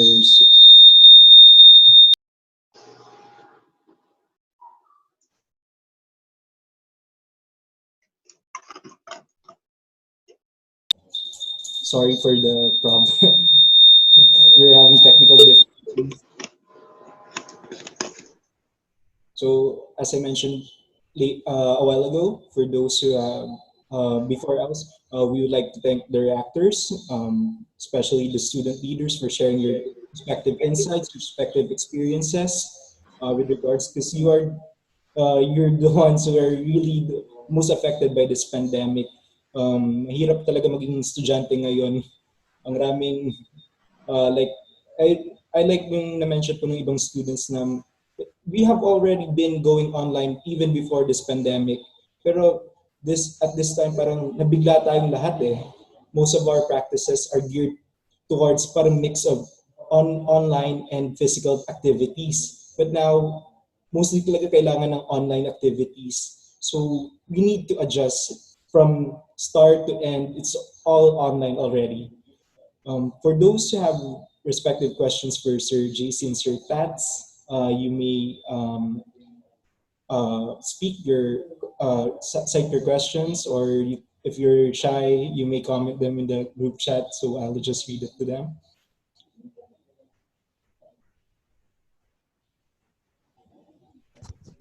Sir, I have a question po. Sige po. I think this problem is almost shared by almost every organization. Kaya I'm just gonna ask, how can we encourage participation and how can we be motivators to our members in this online org setup, knowing that not all members have the access to internet connectivity, and iba naming members do not have a conducive environment din para mag-participate sila in organizational activities. So, yun po, sir. John, kanino yung question addressed? Ay, ano po, sir? Kahit po sino po sa kanila, kay Sir Tats or Sir JC. Thank you po. Sir Tats, Sir JC, would like any one of you like to respond to John's questions? So how do you motivate your certain members to join despite the limitations imposed by the online learning or online mode of conducting activities? Yeah, I can start. Thank you, John, for that question, and thank you for the remarks earlier. I think it's very important that student organizations at this time be able to conduct an accessibility survey. You should be able to find out and have an inventory of what type of access do your members have, what kind of platform they're using, so that you'll be able to plan out your year in such a way that you'll have different modes of delivery. If you find out that most of your members have access to internet, then it's okay to have social media presence and maybe develop programs and activities for online delivery. But if you find out that you have a good number of members who may have difficulty in finding access or looking for platforms that they can use, then maybe you can transform some of your programs into a low bandwidth kind of delivery. Maybe you can talk about sharing internet connections or doing modular asynchronous delivery of programs and activities, etc. It will depend mostly on the kind of accessibility information that you have. I think that's first, because without the accessibility, you can't really move forward in designing programs for motivation, etc. When you have that data in check, then you can move towards what really invited your members to be part of your organization. And I think it is very important at this point to reignite their passion. A lot of us have become lazy because a lot of the excitement that comes with joining an org is being able to be with people, is being able to be in a tambayan or see your crush or attend a party or be active in an event. But none of those are physically available, and we have to recheck our passion and reignite them in such a way that we allow them to think and discern, why do I really want to be part of this activity? Like I said, for some people, it could be meaningful to them. It could be the fact that they understand your mission as an org and they make it their own personal mission. But not everyone has that. Some people, they join your org because while they don't know what your org is doing, they think they can learn a lot from the organization. And for some, it's really just, I think the org is fun. It's like having a teacher. Some classes we attend because we believe it's important in our future. Some classes we attend because the learnings are crucial. But some are because our barkada is there, our classmates are there, and so we join those classes. And a good balance of those, that's where we go back. I think that's why I really ask you to look at your meaning, learning, and laughter index, because you need to find out if passion ba ang nagdala sa mga estudyante sa org ninyo? Or normally, ang common story is na-invite ng barkada, na-invite ng crush, na-invite ng isang senior or dati ko ka-schoolmate yan, etc. Or yun lang ang kakilala ko, etc. But it starts there, and what motivates us at the heart of motivation is understanding. A lot of people, we often judge them or prejudge them as apathetic because they don't care. But normally, apathy is just lacking information. They need to know enough to care about it, because most of our uncaring practices are because we don't know enough for us to care about some things. Parang crush mo lang yan. The more you get to know the person you love, parang mas lalo mo siyang iibigin. Or not. Pwede rin, the more you know about that person, parang ay, hindi siya yung expectation versus reality ko. So, ipakilala ang organization, get out as much information as you can to people, and see if this is the kind of information that they care about. And as soon as they care and express care about it, then ride on that opportunity.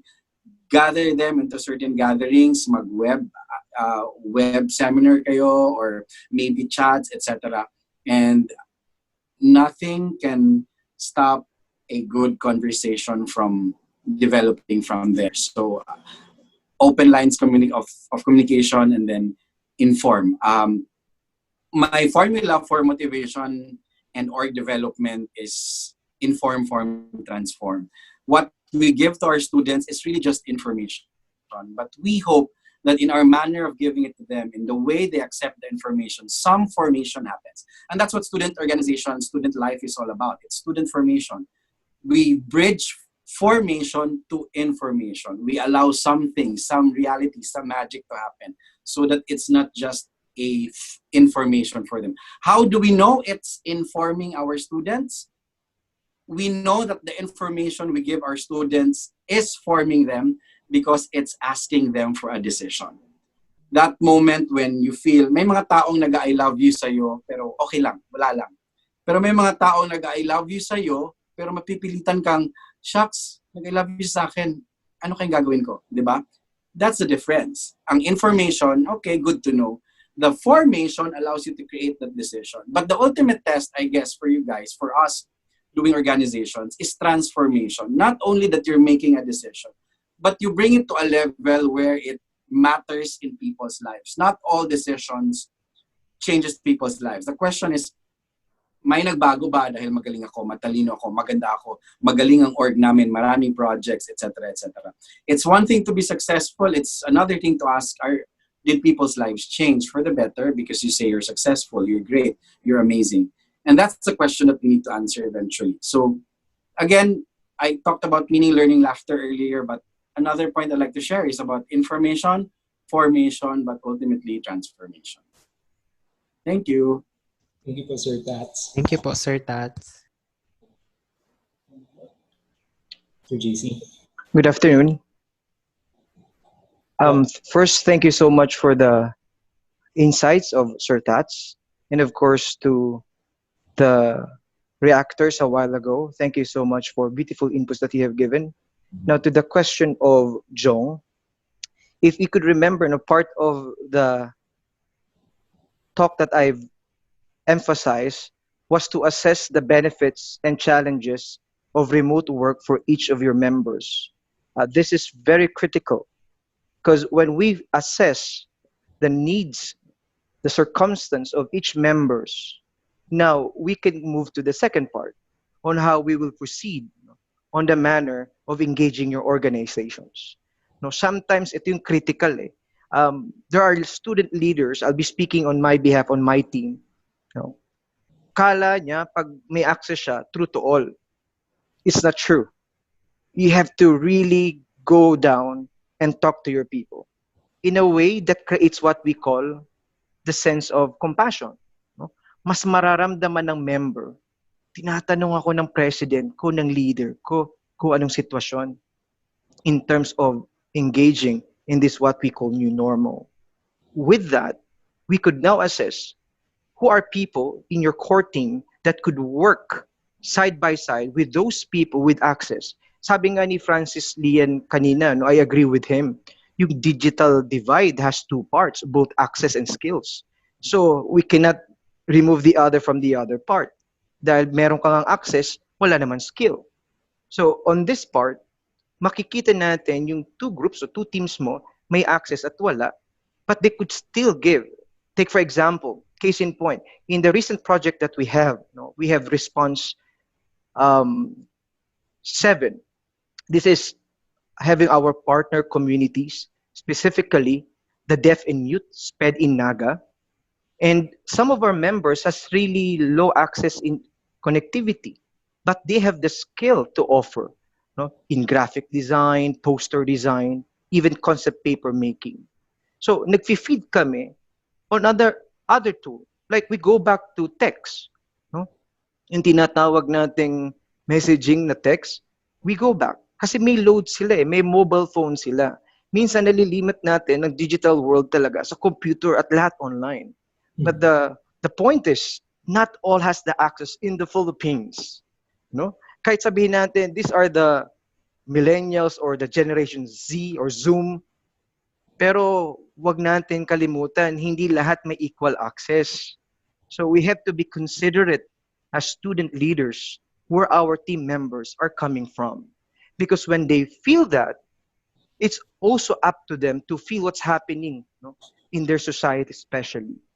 And moving along, how can we engage aside from this what we call technical limitation?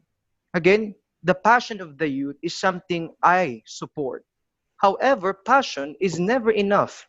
Passion must also translate to compassion. Yung may habag at awa. Kasi yung habag natin at awa natin will be the catapult for us to do something. And what is that? To be in solidarity, no? Especially with the poor, especially to what's happening to our country right now amidst this pandemic. Minsan, ang nakakatakot ngayon ay hindi lang yung sakit na humakalat sa atin. Yung quarantine minsan, ang nakakatakot ay yung kaisipan na quarantine. Hindi na tayo lumalabas kasi takot tayo. But this is also the time that people needs help. This is the time not to build walls because quarantine yung isip natin eh. But this is also the time to extend our tables to the least, the last, and the lost. Mas kailangan tayo ngayon, and the chunk of our society are the youth.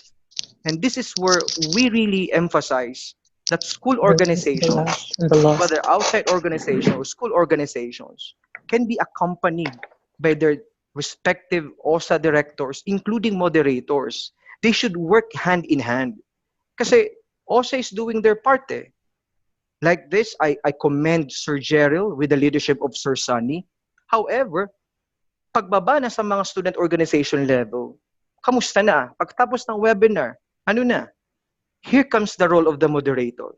I firmly believe in my years as moderator, maganda ang tandem ng members, leaders, and what we call moderator or advisor if they work together, which points out to the third part. Yung compassion natin must push us towards what we call collaboration. And I think ito ang isang bagay na kahit digital world or kahit bumalik tayo sa text can still be of what we call of use. So with that, collaboration, mas mapapadali. Like, case in point, I'll be speaking in my organization, my experience specifically. Yung mga alumni namin, when they see that our current members who are students are working to engage in the community and then cascade this information, ang linaw ng support eh. Kasi nakita nila na out of compassion, these students, leaders, and members are able to translate it and extend it the table outside the community. Of course, we have to follow the IATF rule regarding health protocols. And with that, collaboration, doon mo na makikita yung different personality that boils to the next part, which is creativity. Remember, in collaboration, creativity comes. Kasi different minds, different thoughts, and different passion put together, and you become unstoppable. And I guess those are the things that I would like to highlight, especially in engaging student organization. You have to assess, You have to go with the compassion, not only with passion, kasi passion minsan nawawala, no? Pero yung passion, with compassion, it will reignite, rekindle the fire. And of course, we collaborate together. In this time of pandemic, we have to stop building the wall of quarantine and extend our tables to the least, last, and lost. And of course, creativity is important. Dito lalabas ang galing ng student leaders and what we call student members. Success can be achieved, and what is more important is the significance of what we deliver to the community. May pagpapahalaga sa kapwa, may habag sa kapwa. Yun lang. Thank you so much, Sir JC and Sir Tats, for answering the questions. Hopefully, nasagot rin yung John. Thank you po. So, may I ask who else has questions for our speakers po? Sir, I have a question po. For who, says? Kindly recommend to the kung sino speaker po. This question is for both Sir Jason and Sir Tats, if that's okay. Um, Sir JC, Sir Tats, you talked about exercising more consideration for our fellow members.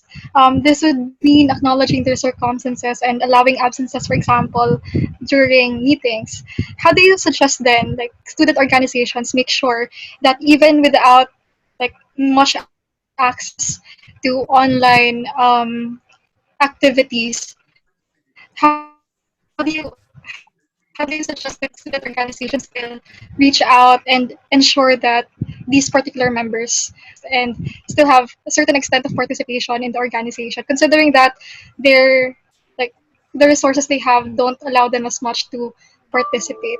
So what certain like templates, kunyari, of activities are allowed even without physical interaction and with like not enough access to internet connection.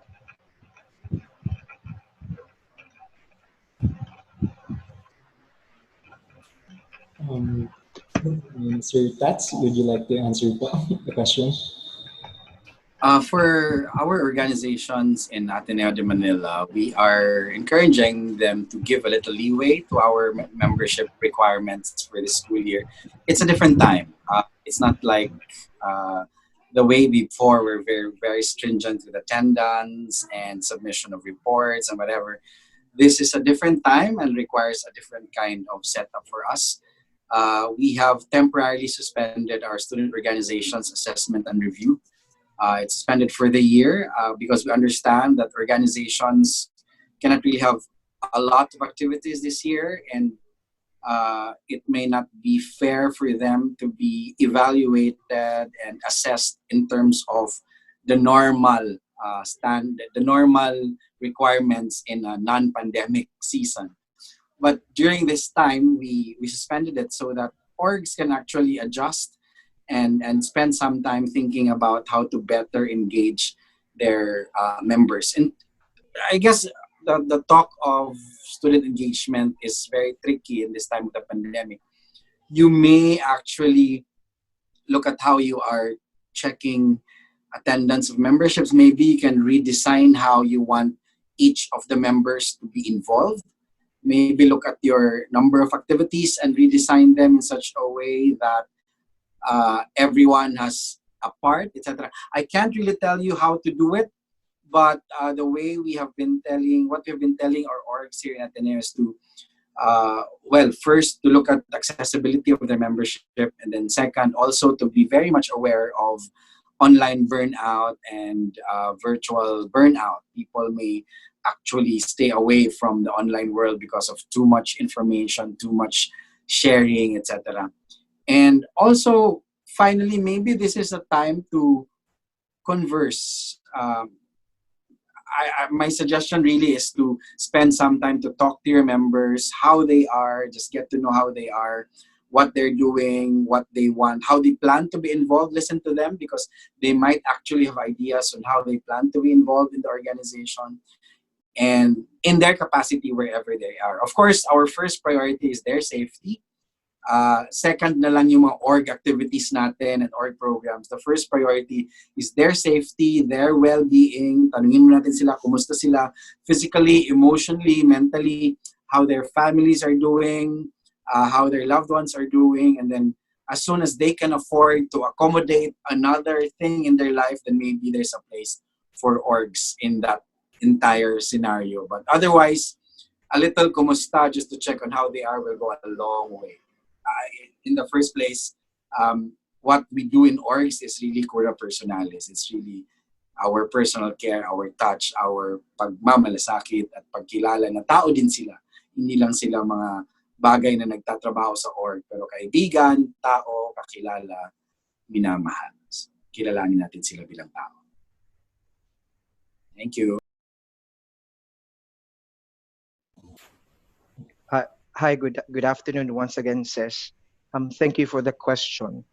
First, I would agree with Sir Tats. No, yung kamustahan is very important with the organization. On this part, they would feel na hindi lang sila parang worker, no? Kasi iba yung puro lang trabaho. But when they feel, yung cura personalis natin, yung care natin for our members, then most of the time they would respond equally to that. Na yung leader ko may pakialam sa akin. So ganun din, no? They would rather amplify that and share that to the community na kailangan paglingkuran. And I will be speaking once again, no, because I handle organization. I'll be speaking on my experience kasi it may not be true to you. Pero may meron kami, no, yung simple na sukatan lang namin kung saan ka pwede mag-engage. Perhaps other people on this particular webinar is familiar. You have the 3T, no? Yung treasure, talent, and of course, you have time. So, if you're not into treasure, di ba? Sabihin natin, we're not that affluent in terms of economics. Then you have talent and time to share. So, ito yung mga bagay na binibigay naming leeway sa members. So, it's really something na sana maging guide. Like for example, may member kami na sasabihin niya sa amin in this time of engagement namin sa COVID-19, especially here in Naga. Wala akong talent talaga, kuya. Wala akong talent sa Adobe o sa Canva. I have time and I have treasure. Pwede bang pahiramin ko na lang yung car? So, siya talaga yung mag-iikot. No, kasama namin siya, following the health protocol. Pupunta kami sa market, maghahanap kami ng mga materials, etc. May isa naman with the talent. No? Wala siyang treasure at time. Pero yung talent naman niya talaga, masasabi ko sa iyo, very, very good. No? In fact, great. So, doon naman siya, no? Siya yung magdi-design, siya yung mag-conceptualize ng mga bagay. And then, the third is the time. No? Sabi nga ng mga members namin, mas marami sila ngayong time. And out of this time, pwede natin ma-maximize, no, into good one. Because sometimes, sabi nga, in the old saying, boredom is the playground of the devil. So dito, gamitin natin yung mahabang oras on how they could be productive. And using this treasure, talent, and time, we could, no, still maximize our members and really go back to the mission of the organization. Say, for example, highlight, no, isang member sa organization namin was telling, Kuya, since we have digital divide, and we know that some people may have the access but do not have the skill, can we share through mini lectures on how to use the Google? And I said, that's something really good. Imagine, may mga teachers kami na i-encounter in some of our public schools here in Bicol, nahihirapan pa rin in terms of what we call skill set. And kung nahihirapan yung teacher, may mga pagkakataon din, mas nahihirapan yung estudyante because this is new to them. So dito, may opportunity. There's a good opportunity to share what we call yung ITC, no, Information Technology Communication. Baka ito yung pwede maging isang movement ng mga student orgs. Ano yung galing ng org nyo that you could really go to what we call mini lectures? Yeah? 2, like the other organization that I handle, pwede silang, sabi nila, can we go with the first aid online mini-series? Sabi ko, sure, no problem, as long as it goes with the standard of the Philippine Red Cross, then you may. And that's why on this time of pandemic, this is also the best way to become creative, to go beyond our normal day-to-day and really unleash the potential of each members. I tell you, sis, may mga member na hindi mo lang alam no? In the normal days. Ngayong pandemic, sila yung nag-excel, sila yung parang, ha? May ganitong mga ideas na nanggagaling sa kanila. And you will be very happy and very proud of these people. You just really need to go and talk to them, kamustahin mo sila, and then assess ano yung pwede pa rin magawa despite of the limitation. Thank you. Thank you po, Sir JC. Thank you, Sir Tat, Sir JC. Thank you po. So we have Thank you, Sis. one or two more questions for, I think, last one or two questions from the panel po. So if you have a question po, kindly unmute your microphone and state your questions to either of our speakers or to the respective speaker which the concern you want to address to.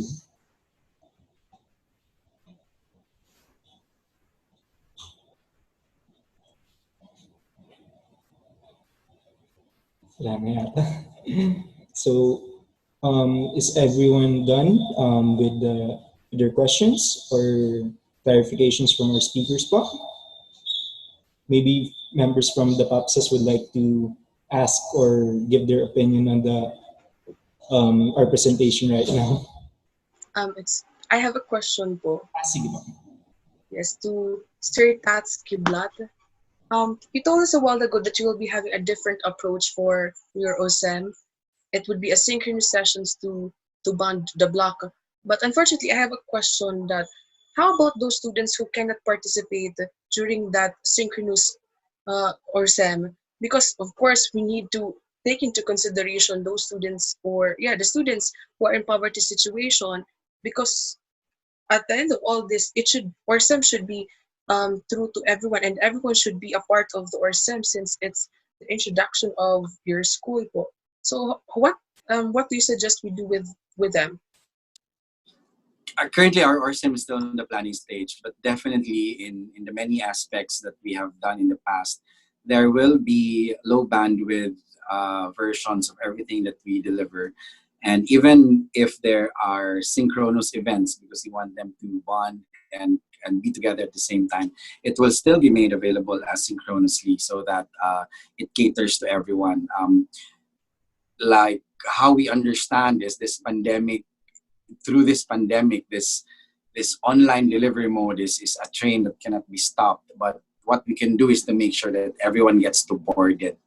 And so we hope that while we are still in the planning stage right now, we have been observing and learning from the other Ateneos. We watched the Xavier Ateneo, Ateneo de Cagayan, Zamboanga and Davao deliver their ORSEM.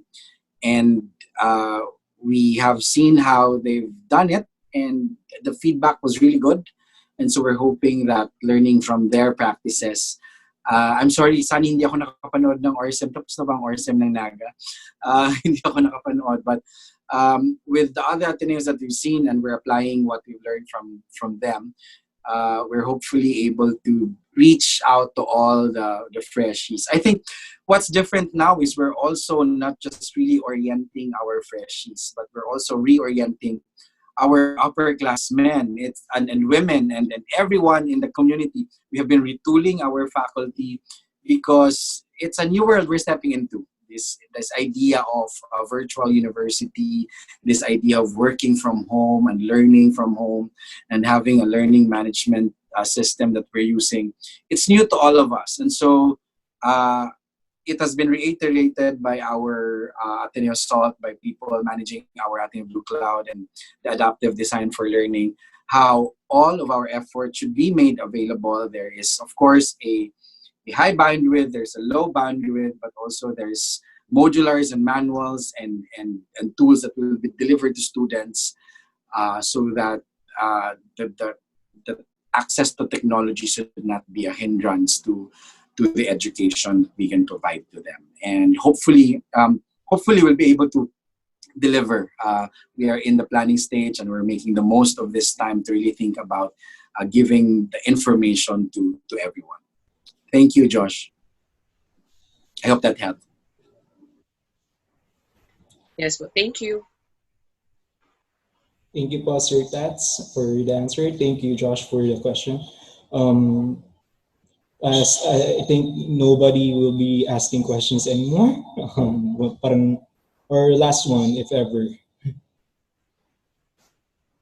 If not, may we ask one final statements from both of our speakers before we end our presentation, our webinar this afternoon. So I think Sir JC can give his final comments or final statements to our um, participants here, both the students and practitioners of student affairs and services that might help in this during this pandemic, especially with regards for this activities, handling organizations as well.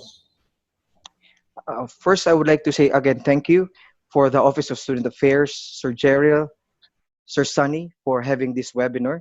And of course, to our reactors, participants from the different places in the Philippines or even abroad, maraming salamat. Much has been said, just a quick one. Um, in this time of pandemic, it's really high time to extend our tables to the least, the last, and the lost. And we could only do that through compassion, creativity, communication, and collaboration. Diyos mabalas po sa Indugabos. Thank you, Sir GC. I think Sir Tats can give his final statements po.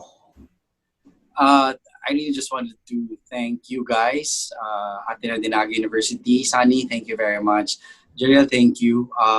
Randy, the rest of PAMSAS, my colleagues in PAMSAS, thank you. And most especially to the student leaders. You give us life in this pandemic. You give us a lot of inspiration. I really look to the youth to get inspiration during this time, no? And thank you very much for what you're doing. It's not easy to be a student leader in the middle of a pandemic wherein everything is almost limited. We are quarantined, we are locked down. So you will look back at this year where history pivoted and you are the ones in the front lines. I consider our student leaders frontliners. They're the ones thinking so that the youth can be able to find time, maximize their creativity, and make sure that when they look back, this is the year that they were able to make something that changed the world. Hindi pwedeng wala tayong gagawin. Naniniwala tayo na ang lahat ng ginagawa natin sa lahat ng ating mga organisasyon, ginagawa natin para sa bansa, excuse me, ginagawa natin para sa Diyos. So thank you very much, and I hope this will be the last time. To the student leaders, I hope I'll be able to see you again in a different format, different platform, and I hope to see you in a pandemic COVID-19 free world. Thank you very much. Thank you again, Sir Tats. Before we end this webinar, I would like to share with you I would like to present our certificate for our respective speakers po.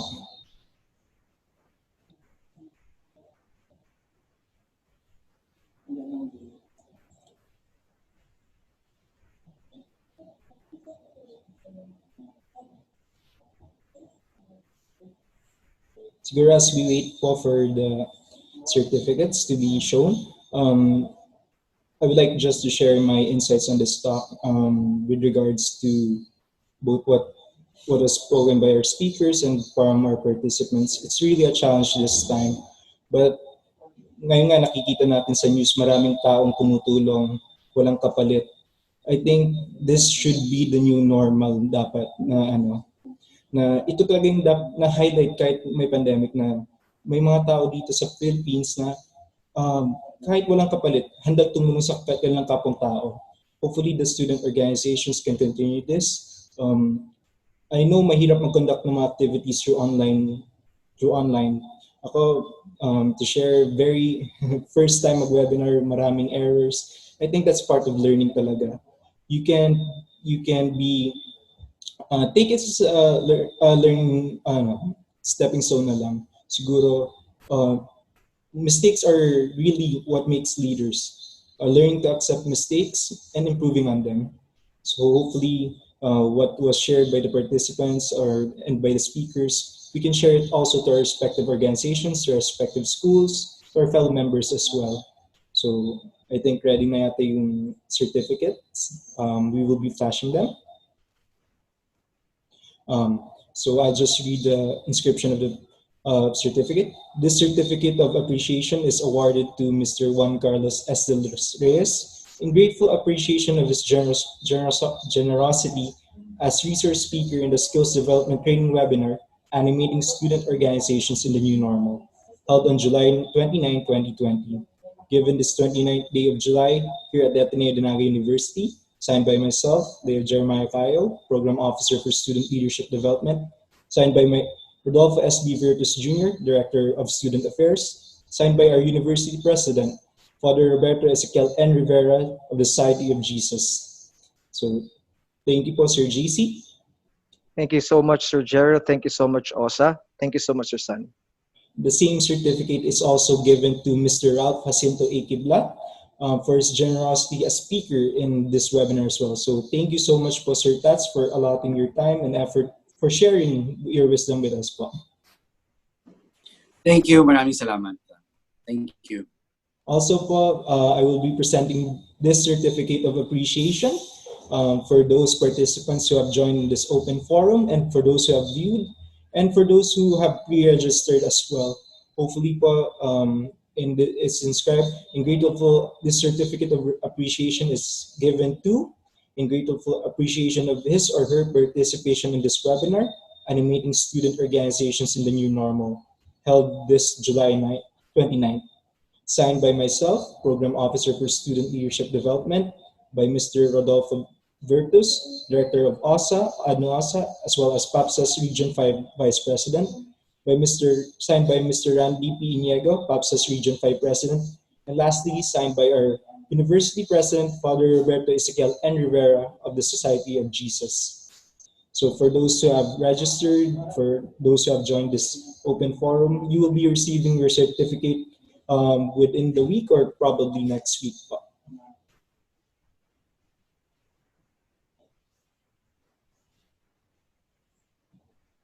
So may I ask our director if he has any more, Sir Sunny, if you have any final messages for our participants and our speakers po? Actually, wala na. I think everything is important has been said by our speakers and by our student leaders and student affairs practitioners as well.